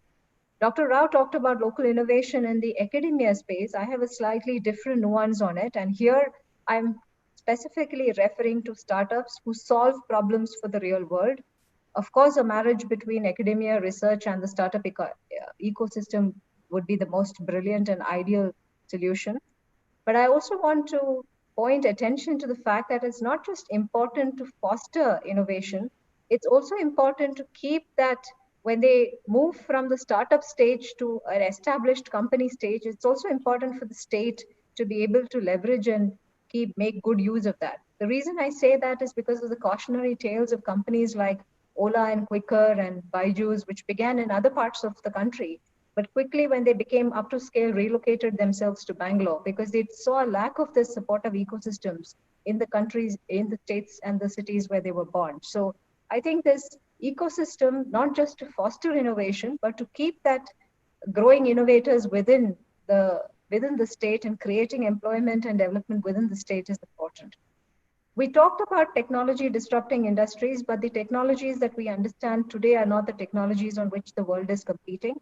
This is the world of artificial intelligence, robotics, automation, artificial intelligence, and so on. And so Dr. Rao talked about the necessity to build new skills. I will also stress on the same. And the emerging opportunities are actually in these intersections of multiple disciplines. Dr. Rao talked about that as well. So the industry is really looking for people with new age digital skills, both, and not just in the IT industry, they're looking for these skills in all industries, and also people with the very, very rare combination of multiple of these skills. Sustainability, I started this talk with the sustainability element around the environment, but here I'm really talking about program and focus sustainability across the years, because if we look at the China EV story, it's a plan they started more than 30 years ago. So anything or any idea that any focus area that Kerala picks up will have to be a multi-year and multi-generational kind of a thought process and sustenance. And that's what the role of what I've simplistically called Digital Kerala is, and the role of the planning board and the state machinery is really to be able to provide a structural and policy framework and governance that allows the other four pillars to play to the best of potential, and to make sure that all the other four pillars are in tandem with each other and feeding each other. So In closing, I will just say that Kerala has many soft powers, right? Its natural beauty, its international diaspora, competitive, highly literate workforce, Ayurveda. And I think, and I do believe, and I do think that with the right focus, technology can be Kerala's new superpower. Thank you very much for your attention, and I look forward to the conversation later. Thank you, Ms. Dicey. It's been a very wide-ranging coverage of issues and opportunities for Kerala. Your observation on the deep penetration of internet and telephony and how it was used during the pandemic is very well known. Your right observation about the gender, the role of women in economic activity is really a point for us, for the people in government also to think about, to see if there's any some disconnectedness. And your observations on local innovations and creating a sustainably profitable models of growth, etc., are very well taken. We'll wait for the questions and during discussion time for much more specific points of observations. So thank you once again. Now it's time to move on to the next speaker. Can I now request Professor M.J. Mohan, Director in the Institute of Future Government Studies, Onsai University, South Korea, to give our some thought process. I would like to remind the speakers that the time allotted is 15 minutes, so that if you restrict to 15 minutes, it will be excellent for us to have more time for the discussions and interactions. Thank you. Now it's over to Professor J. Mohan.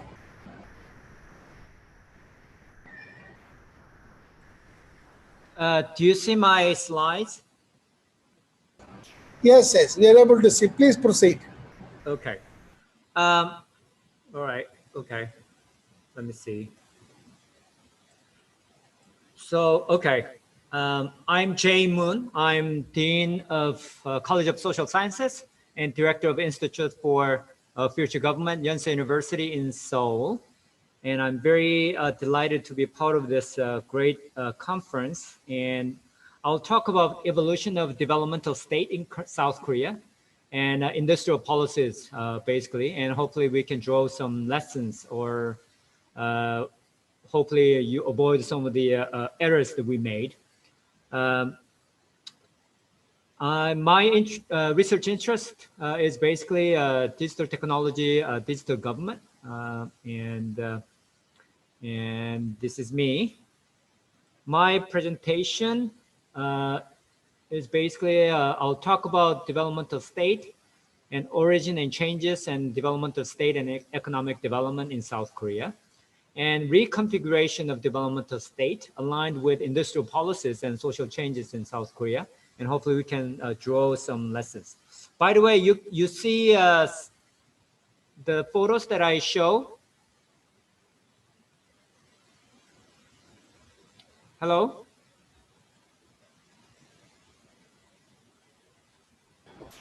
So we can see the PPT. Yes. Okay. All right. Good. Okay. All right. I just want to make sure that you follow. Take a look at the photo that I show you. And in fact, this one is, late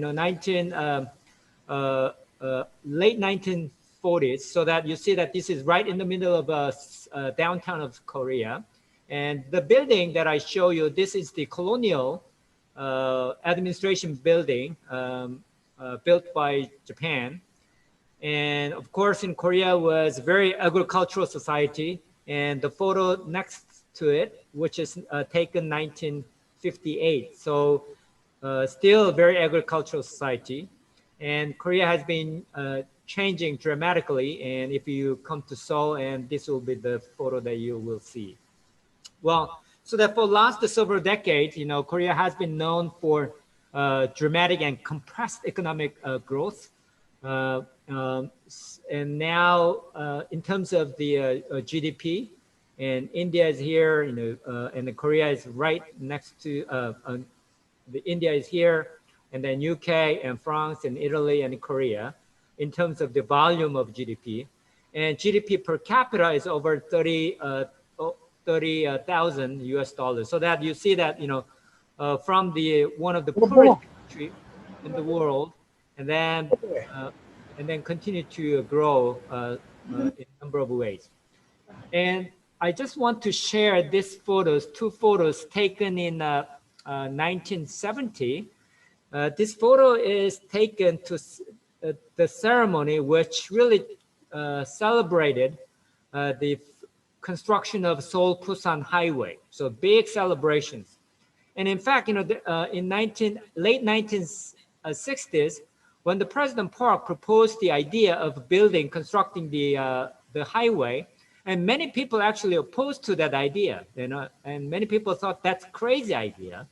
And take a look at this one. There are two ladies, they are government officials, and then what they do is counting how many cars are passing. So that you see that why many people opposed to the idea of constructing the highway, because we didn't have many cars at the time. But the people thought, well, we need highway, the infrastructure, because Korea is the country we didn't have much natural resources, and the strategy we should take is in export-oriented strategies. So that, in other words, we import natural resources and manufacture and export. So that was main strategy. To do that, we needed port and highways and infrastructure. And in fact, many people now believe that we should have built a much bigger highway at the time. So basically, well, that's what happened. And in fact, starting 1962, when we introduced the first 5-year economic development plan, it lasted until 1996. So that 1960s and 70s, very authoritarian regime. So politically, it's very downside. And the bright side was very dramatic economic development. And so that's why we call that a developmental state under a very authoritarian regime. So the strategy was very strong market intervention by the government. So the state function is very maximal.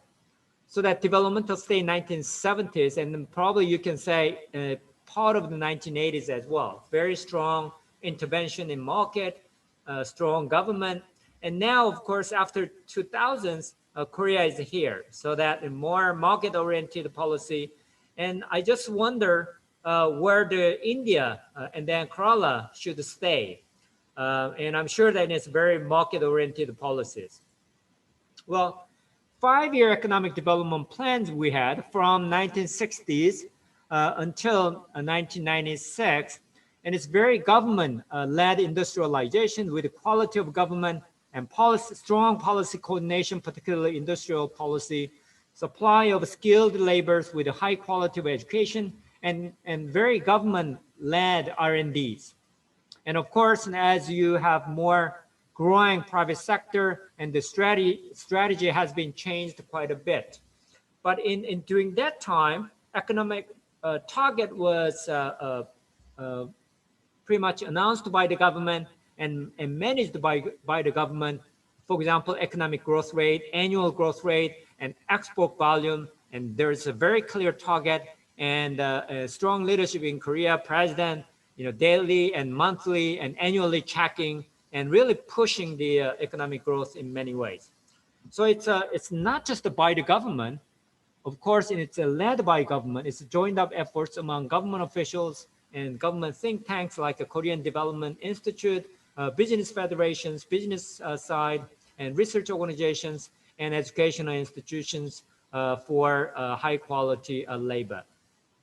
Well, so initial strong interventionist policies and even which company should take in charge of which industry. For example, Samsung, well, the electronics and the Hyundai shipbuilding and automobiles, very much government and business really coordinated together.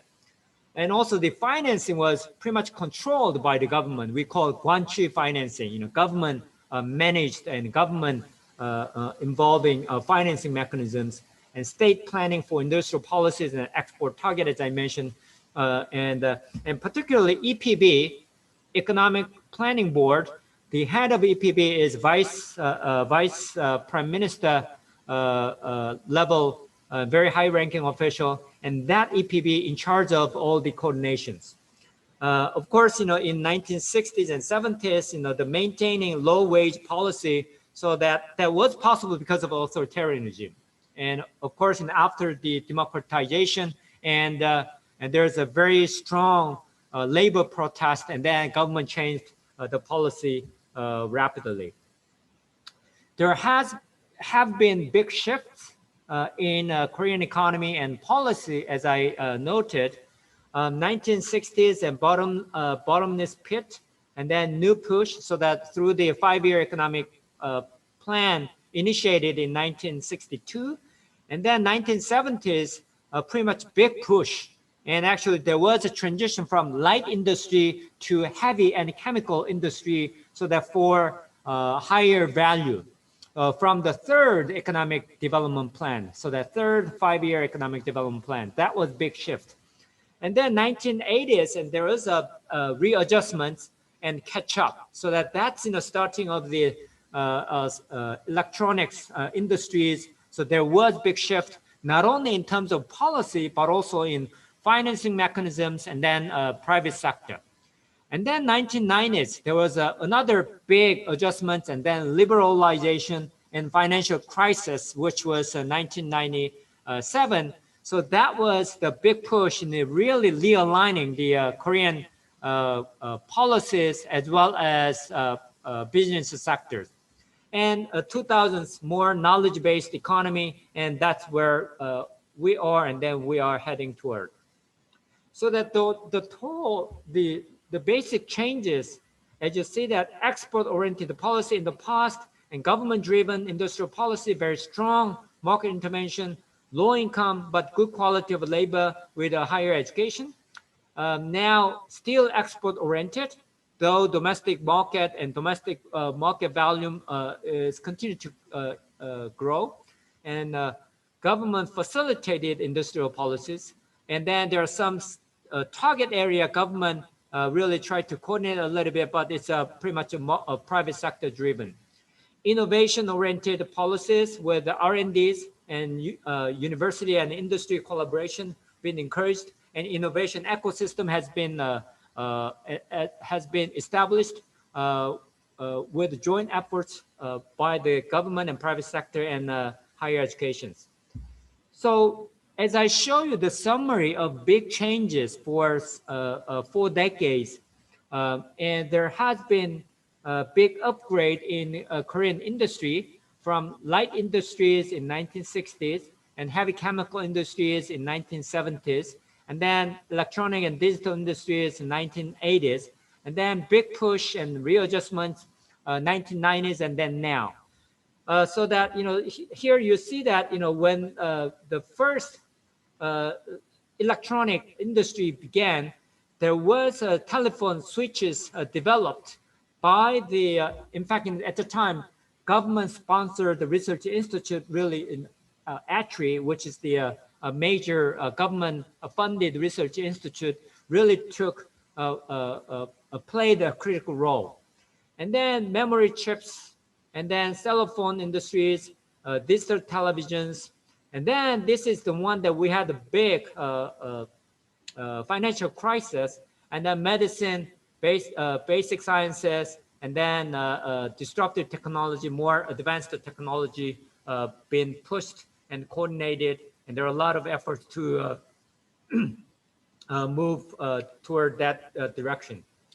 And now experiencing COVID-19, and there's a new government initiatives by the central government we call Korean version of New Deals.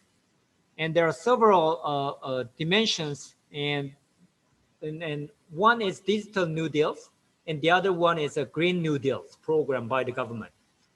So government announced it this year, and that's the Korean government prepared the post-COVID-19 era. And we see that there is a big change, and then government should take a critical role again, and then try to work with private industries and focusing on some of the areas. One is DNA, which we call data, network, and AI area. And you mentioned that AI.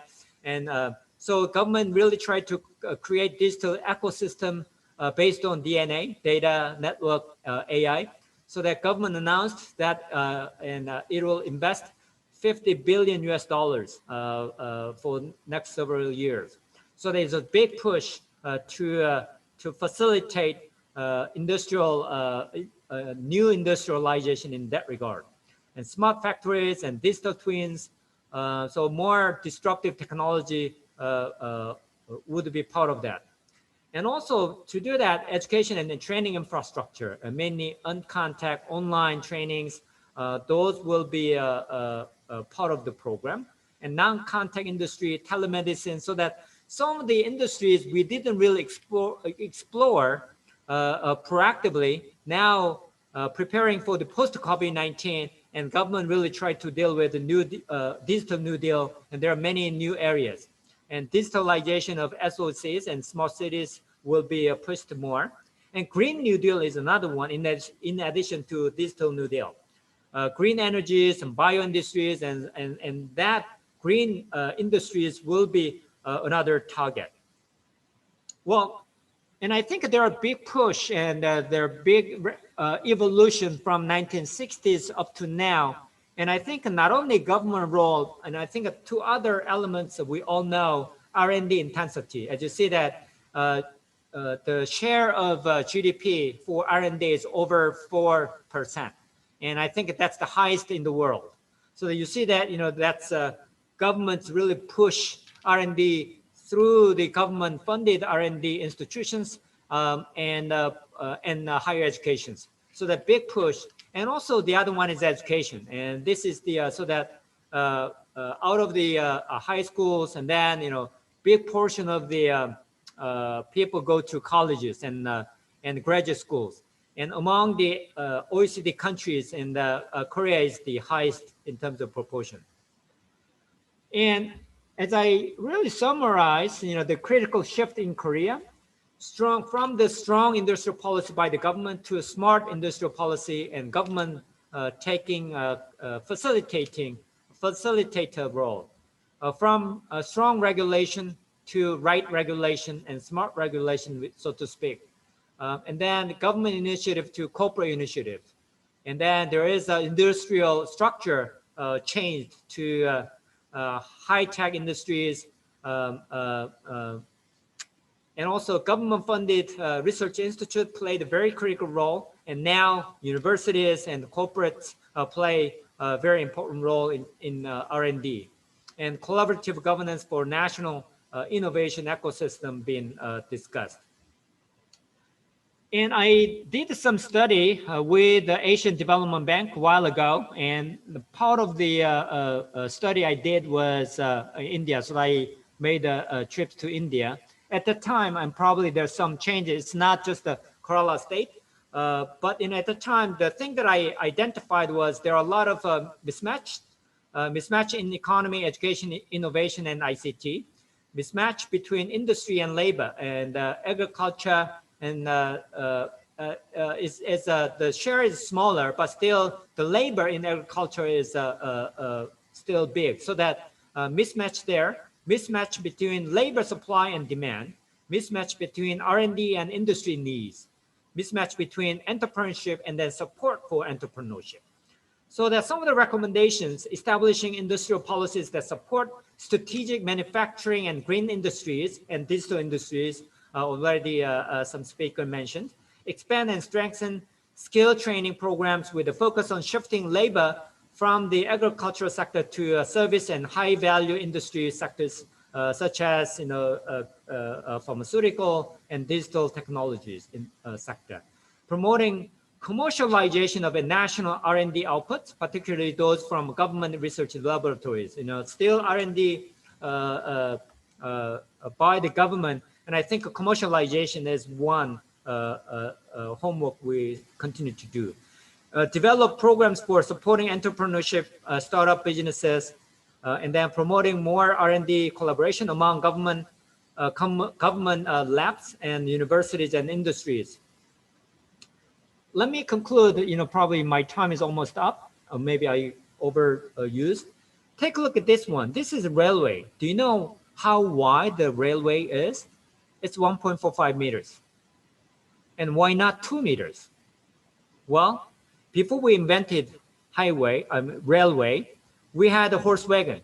Horse wagon, the shaft connecting two wheels, that's 1.45. Why horse wagon shaft is 1.45? Well, we should go back to Roman era. Roman chariot using two horses and two hips of horses, that's 1.45. That's why Roman chariot was 1.45. Now we have a big rocket and space shuttle. They do have a big rocket engines. Do you know the diameter of engines? It's about 1.45. Why? We should carry by train. Of course, and I have some exaggeration, but the point I try to make is, well, Roman era, chariot 1.45, horse wagon 1.45, train, railway 1.45, rocket engine 1.45. There's something that we don't want to change. Indian culture, Kerala state, your own tradition culture, you don't want to change it. You want to hand over to the next generations. But the thing that we want to change is the capacity. And I hope that some of the discussion we have, upgrading the capacity of Kerala state and your economy. Thank you. Thank you, Professor Moon. Your talk has been really so useful to us as a given in Korean perspective. And you have been generous enough to share some of the major policy initiatives of the Korean government that have changed the way today Korean industry is perceived across the world. You have highlighted how a strong industrial policy should give way to smart industrial policy, and the need to constantly change and innovate, right from the labor force right up to the research activities. Your observation on some of the mismatches between the industry and labor supply and demand, entrepreneurship and entrepreneur support system are really important sort of learning points for us to do some sort of a course correction in India. Thank you very much. We'll wait for more discussions during the discussion point. Now I call upon the last speaker today, Mr. Tony Thomas, is a former CIO of Nissan Motors. He is currently senior advisor at the Boston Consulting Group. Previously, he has held positions like CIO in Nissan, Group CIO at GE Global, and CIO of Vodafone India. He has held a leadership role in several leading companies. Thomas is among the very few Indian CIOs who have grown to assume global leadership and responsibilities. He was single-handedly responsible for establishing Nissan's global digital hub in India. Mr. Tony knows Kerala more than any one of the speakers who have spoken here, so I expect him to deliver his viewpoints. Over to you, Tony. Thank you. Thank you, Alago. Good to see you again. Good afternoon, everyone. Congratulations, Kerala Planning Board. I presume you can hear me, right? Yeah, please go ahead. Okay. Congratulations, Planning Board, for organizing this timely and impactful event. And of course, giving me this opportunity. From my vantage point, I believe Kerala has many possibilities to capitalize and be a leader in today's digital economy, where economic growth clusters are actually formed around systems of intelligence, and the growth is actually controlled by data and the monetization opportunities. I like to view the world economy into three historic eras: agrarian economy of the past, industrial economy that we've just gone through, most of us have been talking about it, and then of course the current and the new digital economy. During the agrarian era, economic growth clusters formed around sources of water, growth controlled by the availability of land and serfs. In the industrial era that followed, economic growth clusters formed around manufacturing centers with the growth controlled by access to capital and supply chain. As someone who spent more time outside Kerala than in here, the introductory narrative about Kerala, my homeland, was as a paradise to visit in a lifetime, the land where the apostle St. Thomas came to spread Christianity even before St. Peter reached Rome, home of Ayurveda, the land where communists came to power through ballot versus the power of gun, pinnacle of social development in the developing world, 100% literacy, etc. These are some of the many narratives to be proud of and to establish our identity. History has it that Kerala was the spice capital of the world from BCE 3000s. It was the Indian port where Christopher Columbus was headed to in 1942 when he accidentally chartered a new route to the Americas. Beyond leadership in global spice trade in the past and a winner in the agrarian economy, Kerala seemed to have had some pieces well laid out to be the leader in the industrial economy as well.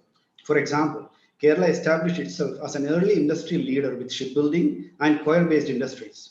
Kerala had one of the first airports in the world. Some of the early manufacturing in the country was based in Kerala. Kerala shore is just a few nautical miles away from the international maritime trade route, which encouraged international trade. All this should have made Kerala a leader in the industrial economy as well.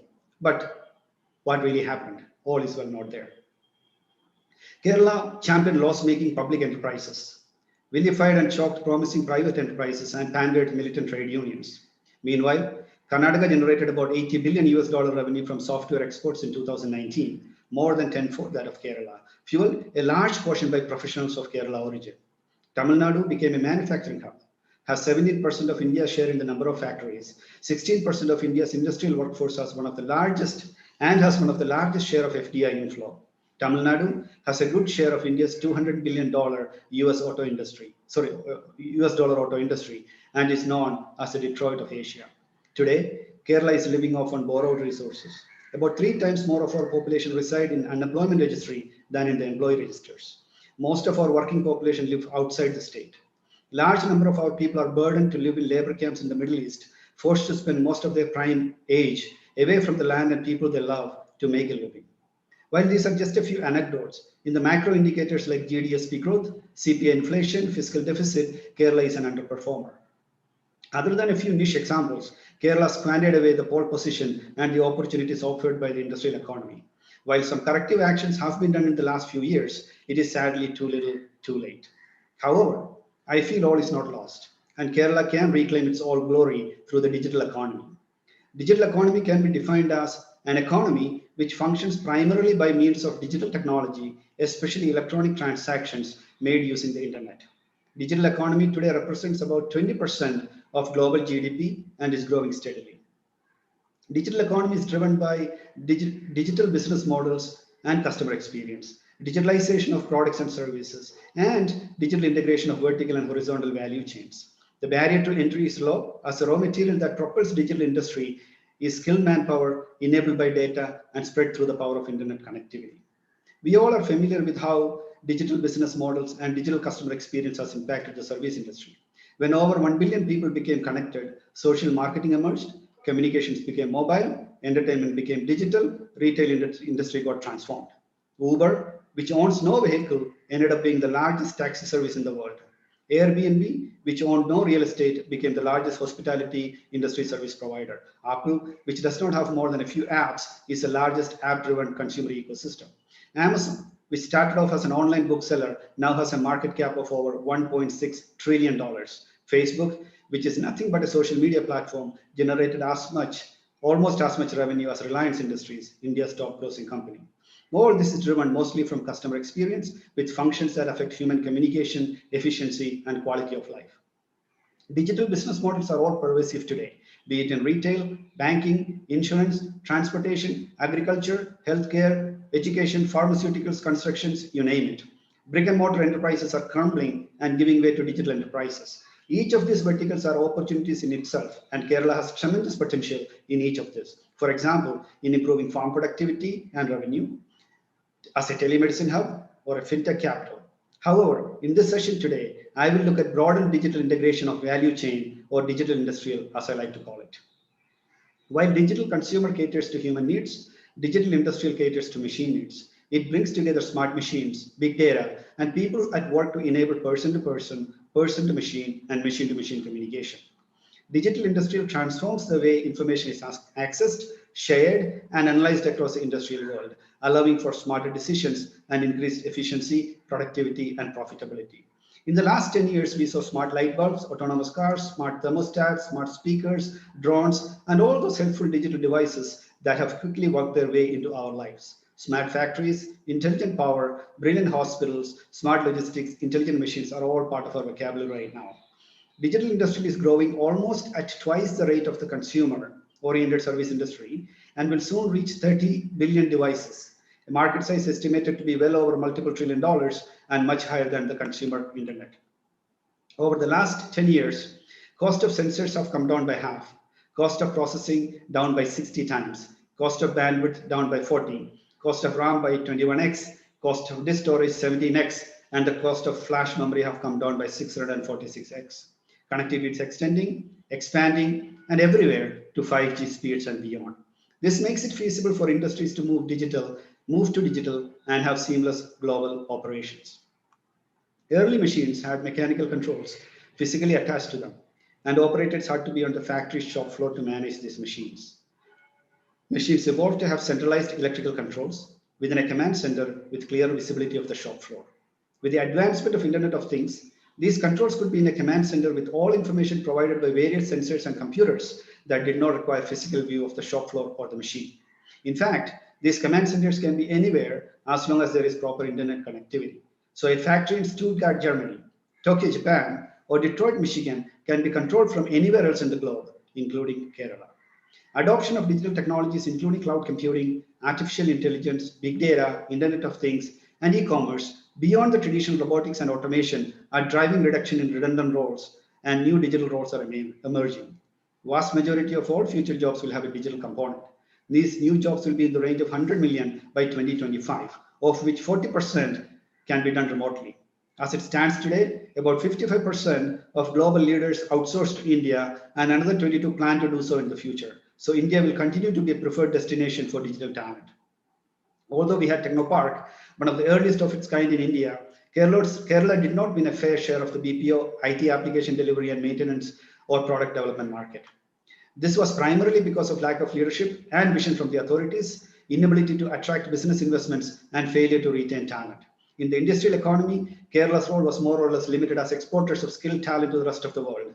Now it is time to use this strength to our advantage, become the destination of choice for digital talent in India, and drive a suitable economic growth within the state. As someone who is advised and made decisions on global digital centers, I feel the key decision factors for digital investments are technology infrastructure, cost advantage, physical infrastructure, government policies, talent availability, and social infrastructure and ecosystem. Basic technology infrastructure like connectivity, power, compute, and storage have become ticket to entry into digital economy. They are more or less ubiquitous and will not be a differentiator. However, fiber landing and availability of power gives scale an advantage. We must market this. Cost is more or less a wash when it compares cities within India. Physical infrastructure, including availability of world-class built-up workspace, and cost and availability of land for establishing offices, etc., would put Kerala at a disadvantage over other contenders. Kerala must move beyond Technopark's role as IT real estate developer and have private sector developers develop and operate integrated world-class IT parks. Lack of pollution, low traffic congestion, beautiful landscape, large forest cover, high ranking on Human Development Index and Sustainability Index are advantages for Kerala. We must highlight these and work on further improving the quality of life aspects. Government policies with SEZ, etc., are also similar across states in India. However, ease of doing business ranking, which is a measure of states' friendliness to traditional industry, is an albatross around Kerala's neck. This has to be addressed. But of course, Kerala ranks very well in lack of corruption, and that is an advantage for us. The most critical and differentiating raw material in digital industry is human talent. The talent needs of the future will be very different than what we currently have. While companies will try to reskill and upskill resources, estimated to be effective in about 50% of the employee base, there will still be a huge gap between demand and supply of these resources. So companies have no choice but to go towards locations where skilled resources are available. This is a differentiation with the industrial economy when workers move to jobs and not jobs to people. Hence, any strategy to win as a digital industrial service destination of choice must be centered around creating, attracting, retaining, and marketing digital talent. Skilled digital talent is not just some coding skills. It's also about interpersonal skills, leadership, communication skills, business acumen, etc. Learning to cut with a knife does not make one a chef.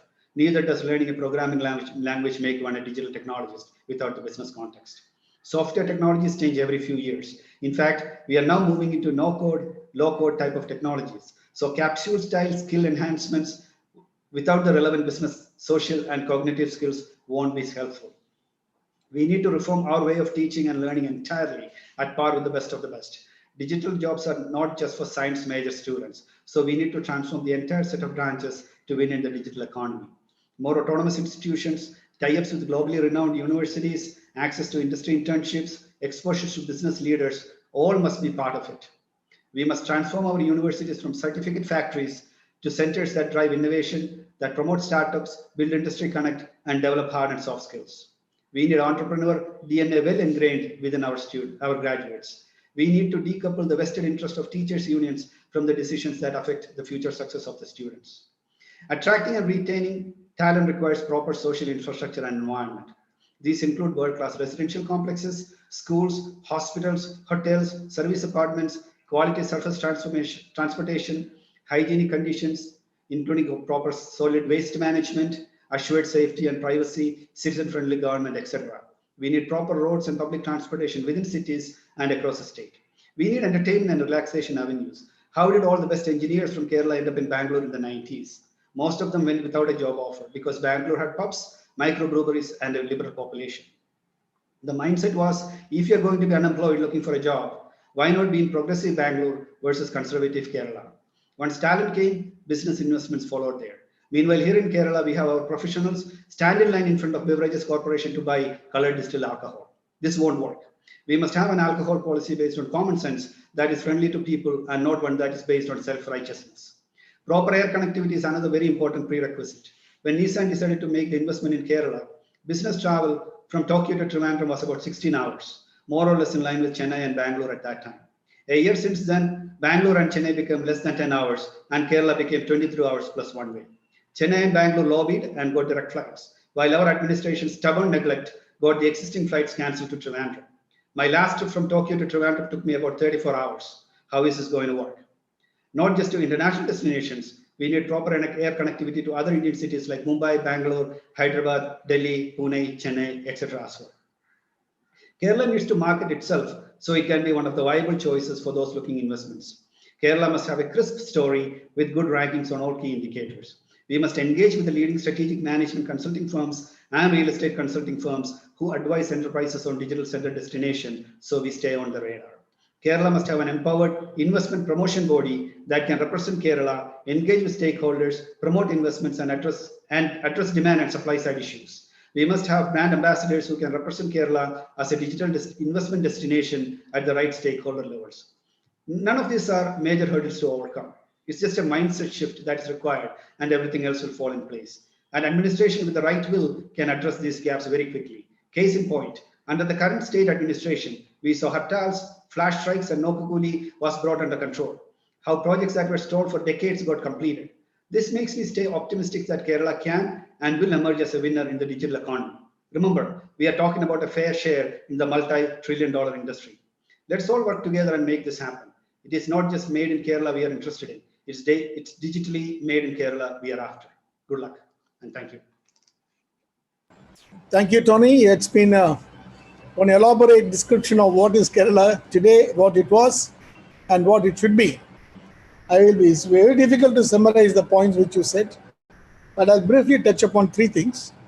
You basically underlined the importance of digital economy, digital economic activity, and how to make use of the digital talent available in Kerala going to somewhere else. Second point is regarding the entire ambience of attracting investment in terms of social life and sort of world-class institutions like hospitals, educations, and also real estate, all very well taken.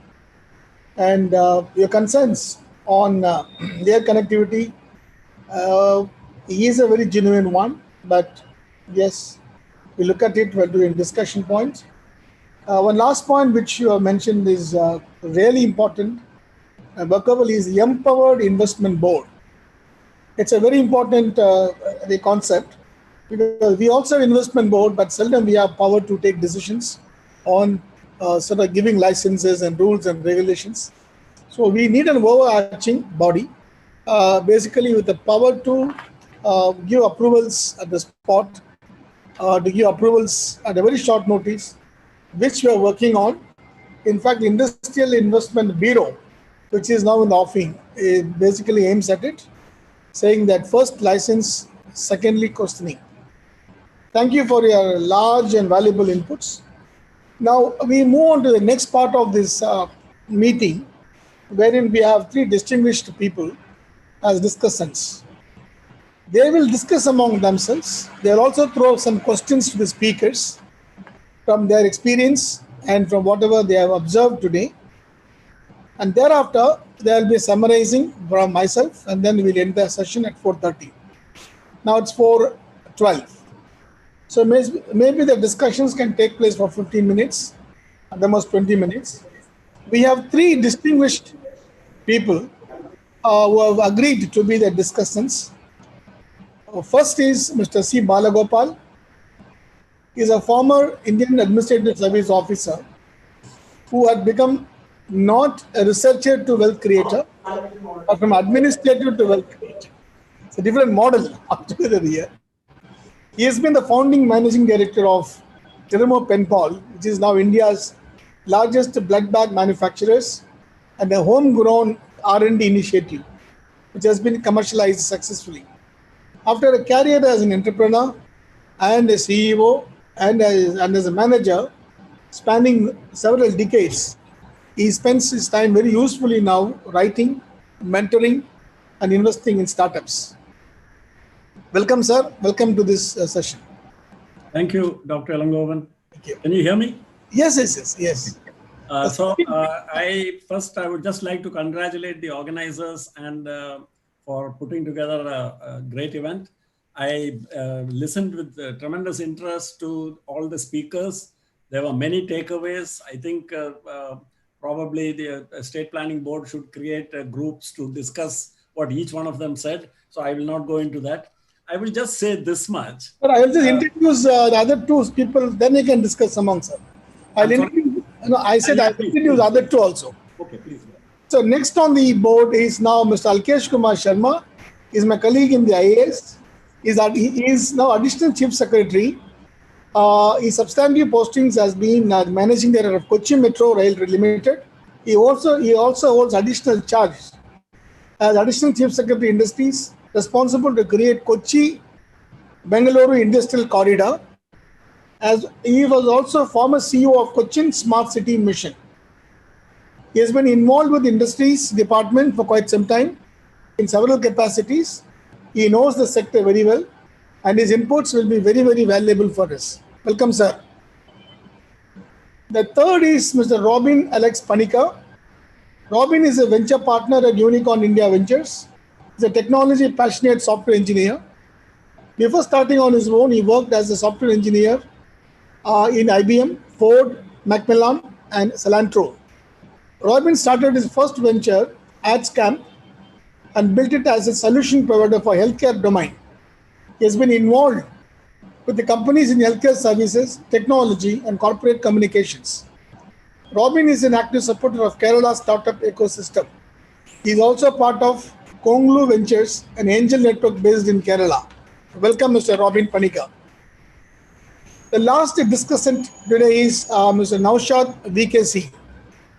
See, Naushad is the managing director of VKC Group, a leading name in the footwear industry in Kerala and in India too.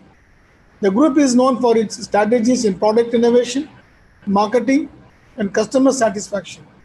See, Naushad is acknowledged for his key role in educating industry and efforts in skill development.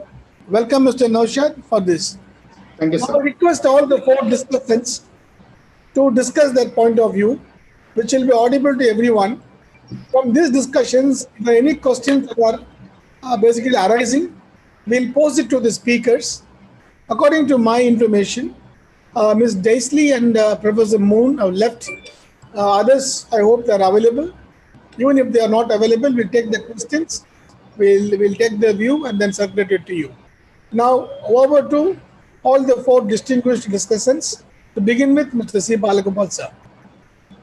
So, thank you, Dr. Elangovan. Very quickly, I would say that one of the things which has passed unnoticed about the manufacturing sector in Kerala in all discussions is the perception has always been negative, that there has been a decline, that there is nothing happening here, that no outside investment is coming, etc. But if you look at the data over the last 30 years, while traditional manufacturing sector which dominated Kerala, which was cashew, coir, textiles, handloom, tiles, bricks, etc., while that declined significantly, and at one time, Kerala's manufacturing as a proportion of net state domestic product had fallen to below 8%. Today, it has come back to 13%.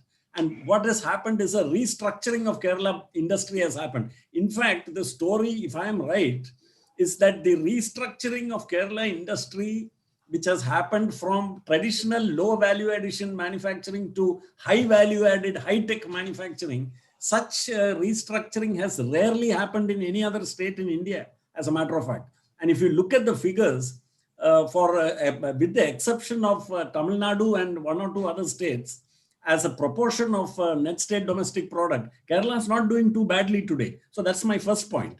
Second point is, all these high-tech manufacturing companies are characterized by strong internal R&D programs. And I'm studying 50 of these companies.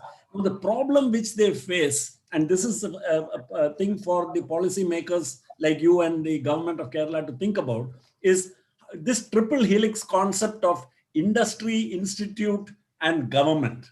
You know, if there can be a kind of interaction between the academic community, the industrial community, and government together, and you can bring together on a common platform, some initiatives have been taken which are very good. So Professor Ram Gopal Rao's point about this triple helix, and he made some very interesting points about the fact that solutions which are, research which is being done in labs is in search of problems, whereas there are problems in the real world which are not being tackled. I think this is where the triple helix format, if developed into a proper platform, can really bring a lot of synergy here, and it will already strengthen tendencies which are already working, which are not latent, which are already working in Kerala, and which have led to very good success stories in high-tech manufacturing, with more in the pipeline which are already happening. So I will just say this much, that I have a question to Professor Ram Gopal Rao about how can we develop this, formalize the triple helix concept into a platform kind of structure to enable this to start happening in the shortest possible time. Thank you. Okay, thank you, sir. Can we go to Mr. Alkesh Kumar Sharma now?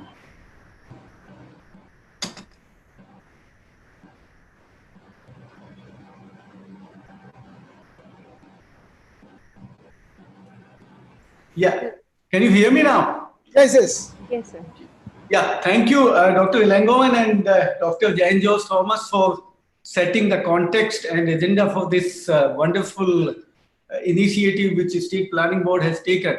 In fact, you have set such a beautiful context, and I am on the other side of the chair. I am on the side of the government, so I don't know what to say. But then, if we look at what has been spoken by these excellent speakers, in fact, I would like to once again congratulate Dr. Jain Jose Thomas for a wonderful set of speakers who have chosen, whether it is on port and logistics or on academy, research activities, and a special example of Seoul, of South Korea. You know, that is one model which probably we can follow when we talk about how Kerala could develop its industries and allied industries activities. I think Seoul and Taiwan are two states which could give us input. Of course, we can't duplicate any model, but we could learn quite a lot from their activities. I think Kerala, as has been spoken by the speakers before, we have to look at land-saving industries, which we have been,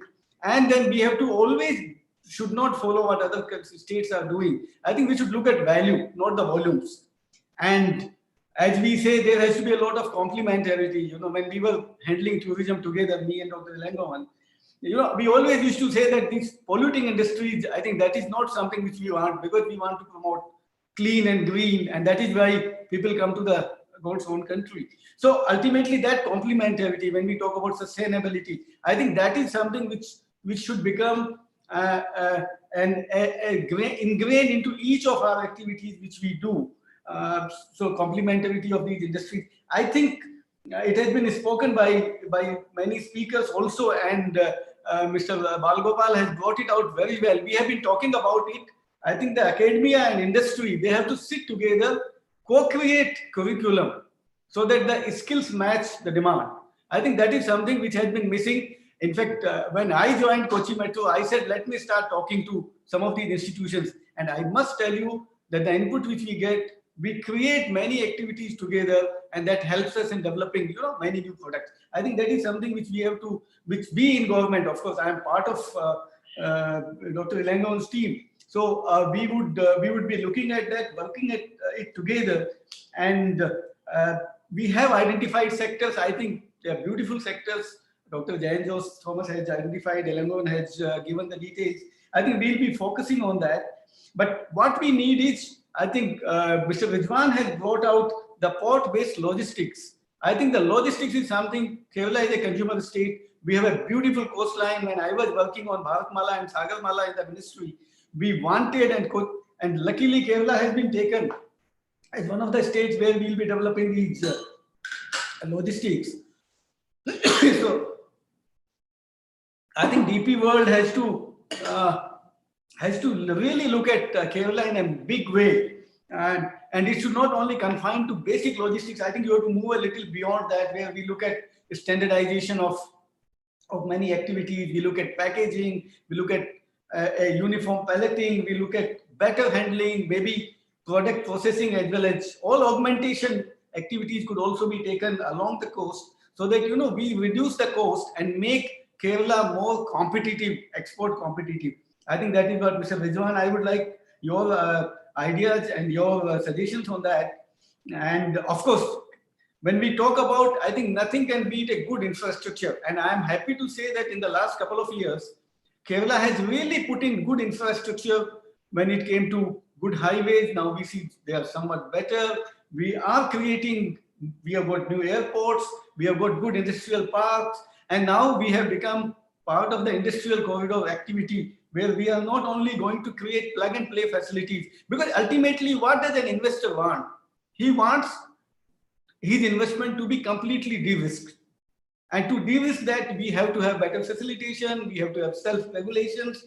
A couple of initiatives have already been taken by the government. We have to simplify procedures and create quality plug and play facilities within the industrial parks or industrial townships, what we call them, and also have a seamless connectivity. I think that is what is going to make us competitive. We have to have, while MSME is the backbone of Kerala's industry, and we should continue promoting it, but we should also create intensive manufacturing clusters so that these MSMEs become a good supply chain for that and make Kerala products much more competitive. I think I'll stop here and would like to listen to others, how we can make it better. Thank you. Okay, thanks, Mr. Alkesh. Basically, we need the initial comments from all the four. Then we'll pose the problems to speakers. Then we'll come back to the second round. Thank you for your valuable inputs. Now, can I request Mr. Robin Panikkar to make a brief observation about the presentations and whatever? I would like to bring the focus of this meeting to the startup community in Kerala. Generally, when we talk about startups, there is a perception that it's more of IT startups or software startups, right? But in Kerala, what we see is a lot different. It's not just the so-called IT startups, but I'm seeing a lot of good companies, good early stage companies coming up in fields like food tech, education, healthcare. So these are some of the areas that we need to focus on from a startup policy perspective, not just the IT part, IT startups. So the startup policy needs to be broadened to include these kind of companies. So there's a joke, right? It's very easy to set up a technology company in Kerala than setting up a chicken farm. right? So it's a joke, but still there is some message in that, right? So we need to make sure that whatever good things happen with technology startups in Kerala, the same good things happen for other sectors as well. Again, when I say we did reasonably good with technology startups, when we look at the larger picture, the macro picture, of course, we made good progress in terms of number of startups, number of startup investments. We are probably the top tier 2 location in the country when it comes to startups and startup investment, but we are still just 0.5% of VC investment, venture capital investments in the country, right? So that's near zero. I mean, it's very negligible. What's happening is the big cities, the tier 1 locations, they are growing faster than we are. We are also growing, yes, but the pace at which they are growing is faster than it's much greater than us. So that is one area. And second, another aspect I would like to highlight here is we are focusing too much on Kerala or Malayali companies. What we should do is we should make sure new technology companies, new high-tech manufacturing companies from other parts of India come and set up base here, right? We need to attract entrepreneurs from other. When I say attract other entrepreneurs, I'm saying Malayalis and non-Malayalis.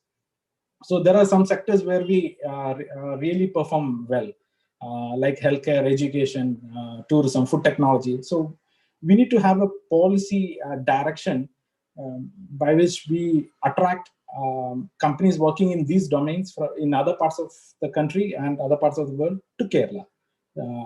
How to bring them? The policy need to have a focus on that aspect as well.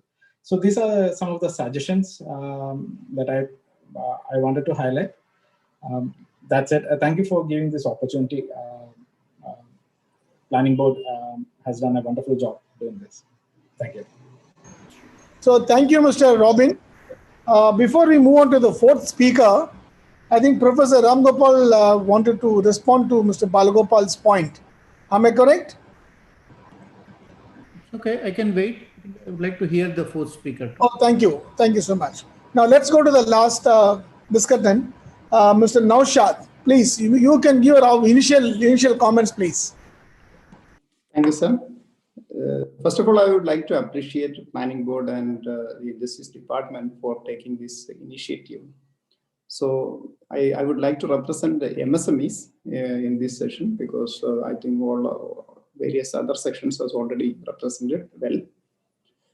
So it's being footwear industry. Let me start with the footwear industry because natural rubber, 90% of natural rubber is available in India, and a lot of rubber industries came in India. And Rubber Research Institute, the presence of Rubber Research Institute in India also helped the rubber industries. So in footwear also means we were taking lead in Hawaii chapels, and we were selling outside Kerala, and we were exporting. But technology has changed very fast, and other categories of footwear came in. Even the printing technology and other technology in Hawaii, which shifted the conventional Hawaii industry to some other things. But we couldn't change along with that. And for the Hawaii industries outside Kerala, now taking the lead even in Kerala also. So what I want to tell is that so a little bit of handholding is required for these MSMEs. So with the help of government and other departments, KSIA, we tried a PU Expo in 2006, and which brought a new technology, helped the industry to grow at 97% and 120% rate at one point of time. So what I suggest is that now again it has happened a decade back, and now new technologies has come, and now we are trying to bring new technologies. That is the knitting technology. When we see the history of footwear industry, it started from USA, moved to Europe, Germany, Italy, then to Taiwan, then to China, then to Indonesia and Vietnam, etc. But now it is going back to Europe and America because the technology has changed and a lot of innovation has happened in this area. So if Kerala can go faster, we will be able to move faster in this area. And the thought process of knowledge-based industry and bringing more innovation in the industry will help the industries in Kerala. This can be tried not only in footwear industry, this can be tried in all consumer industries. Because whatever the consumer goods, because we are not able to manufacture the products and we are not able to give the services that the Kerala customer require. And that is giving an opportunity for others. So most of the consumer goods, what I believe is that most of the consumer goods, most of the food processing industries, it can be set in Kerala if we can handle the industries a little bit. And now digital revolution is changing the customer requirement and the customer service level also. Now the industries is lacking little bit. We need a handholding in that area also.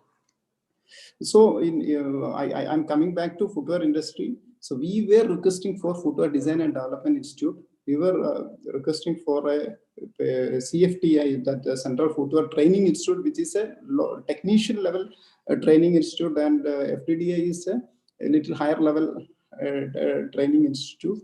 So I think it's time to bring these type of training institutions and education institutions to Kerala and take the industry to the next level.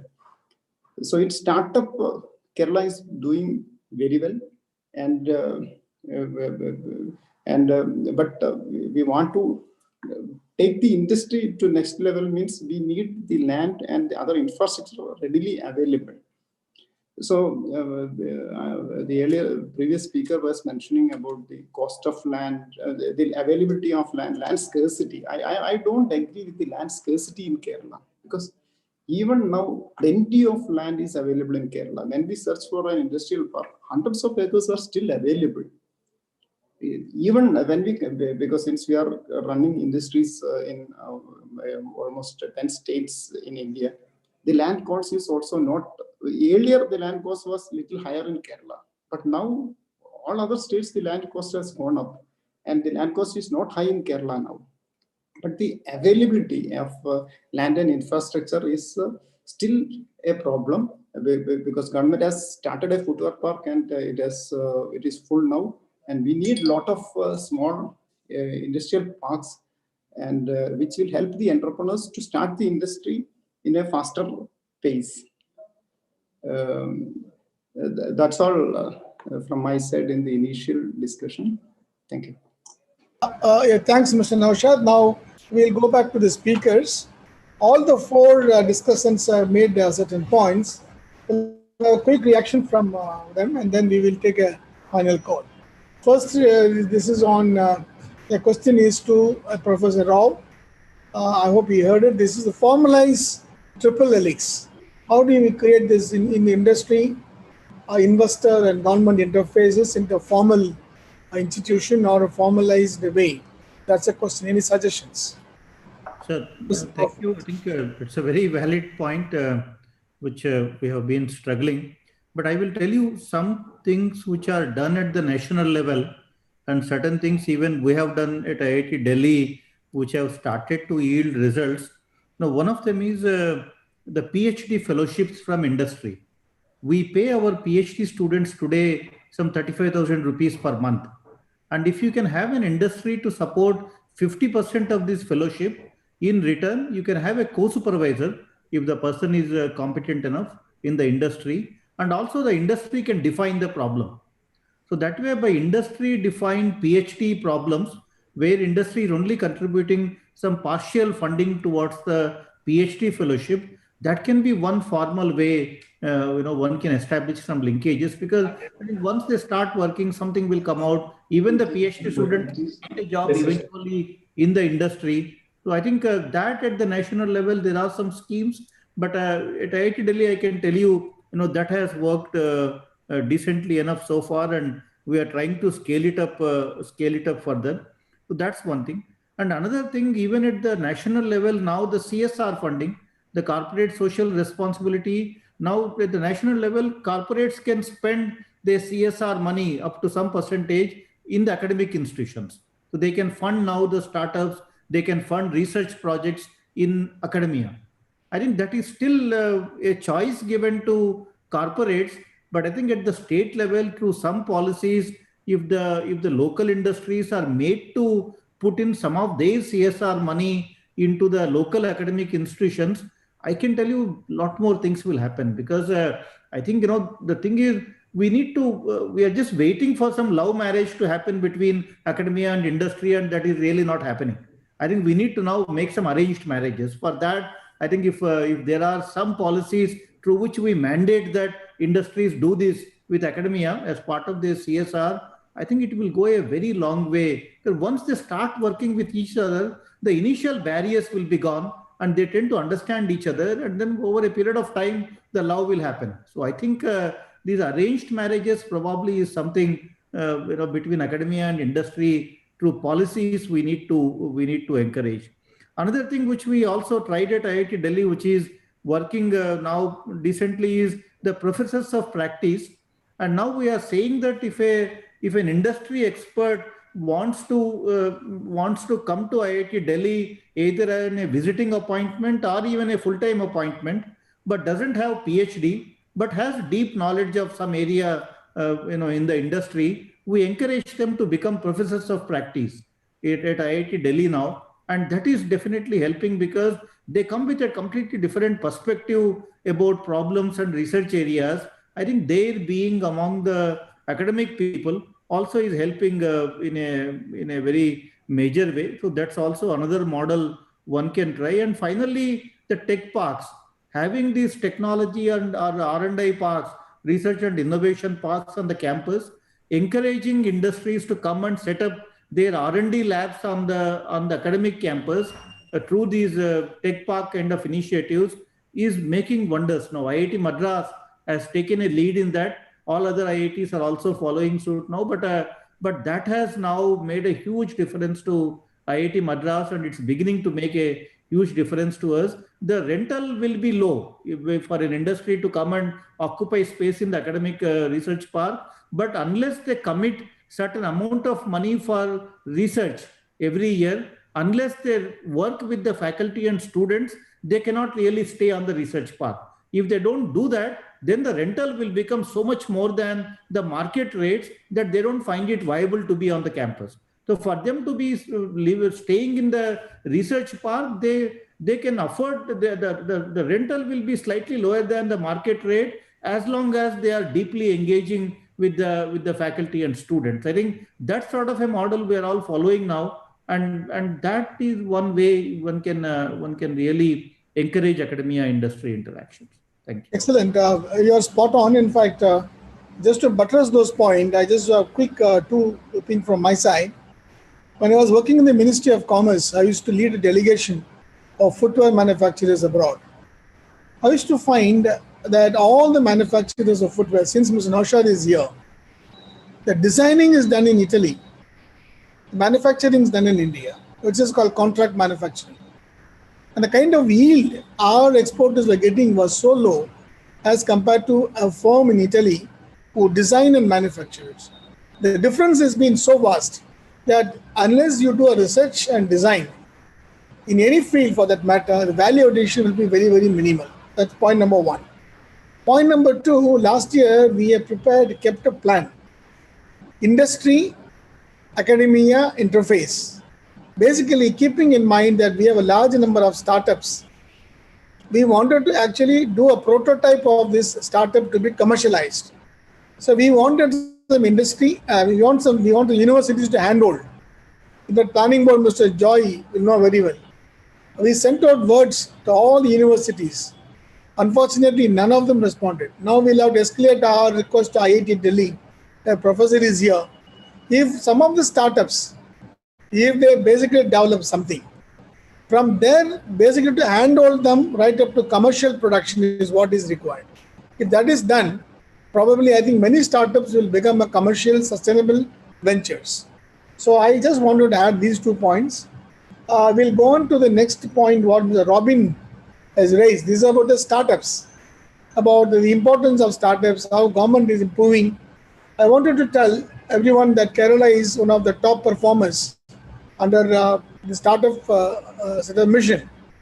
So this is where the importance of research, our academia basically handholding those startups, government putting some funds in their hands and giving up. I'm very happy to know that the budget which was presented yesterday has some huge allocation for startups and innovations. I think we will invite, as industry secretary, I wanted to say this, that any industry trying to join hands with us to develop or to commercialize or to develop the prototype into a commercially viable model will certainly have some sort of institutional mechanism. We have a draft agreement ready with us. Only thing is we are not getting too many people from the academia. We will now knock the doors of higher institutions like IITs. We'll find out, we'll choose 5 or 10 startups a year. And if they can be basically linked up to these institutions, I think we can make a beginning. That's what. Mr. Alkesh Kumar Sharma made a very, very valuable points on the importance of infrastructure. He himself is doing huge land acquisition from Kochi to, I think, Coimbatore. And he has shown a lot of progress. There could be a huge integrated manufacturing cluster will come in very soon. Once it comes in, probably we could have a logistic park, we'll have an innovation park and everything. Now, as part of this conference takeaway, I would also appeal to Mr. Jain Thomas and Mr. Joy, who are also watching, that every industrial park which we are creating now should have a place for research and development as a government-funded part. Now, what's happening today is we are acquiring a land, we're developing a park, we are dividing the cost and handing over the plots. Besides that, probably the biggest takeaway for me is every industrial park, in addition to the common infrastructure or common facility infrastructure, we have to have a research and development which is oriented on those activities in that park. I think this is one thing planning board should keep in mind and make some allocations. So every industrial park, let's say even 5% of the land, should be utilized for this. This R&D could encompass not only research activities, industry and academia interface institution also can be put in there. That's my sort of takeaway from this point.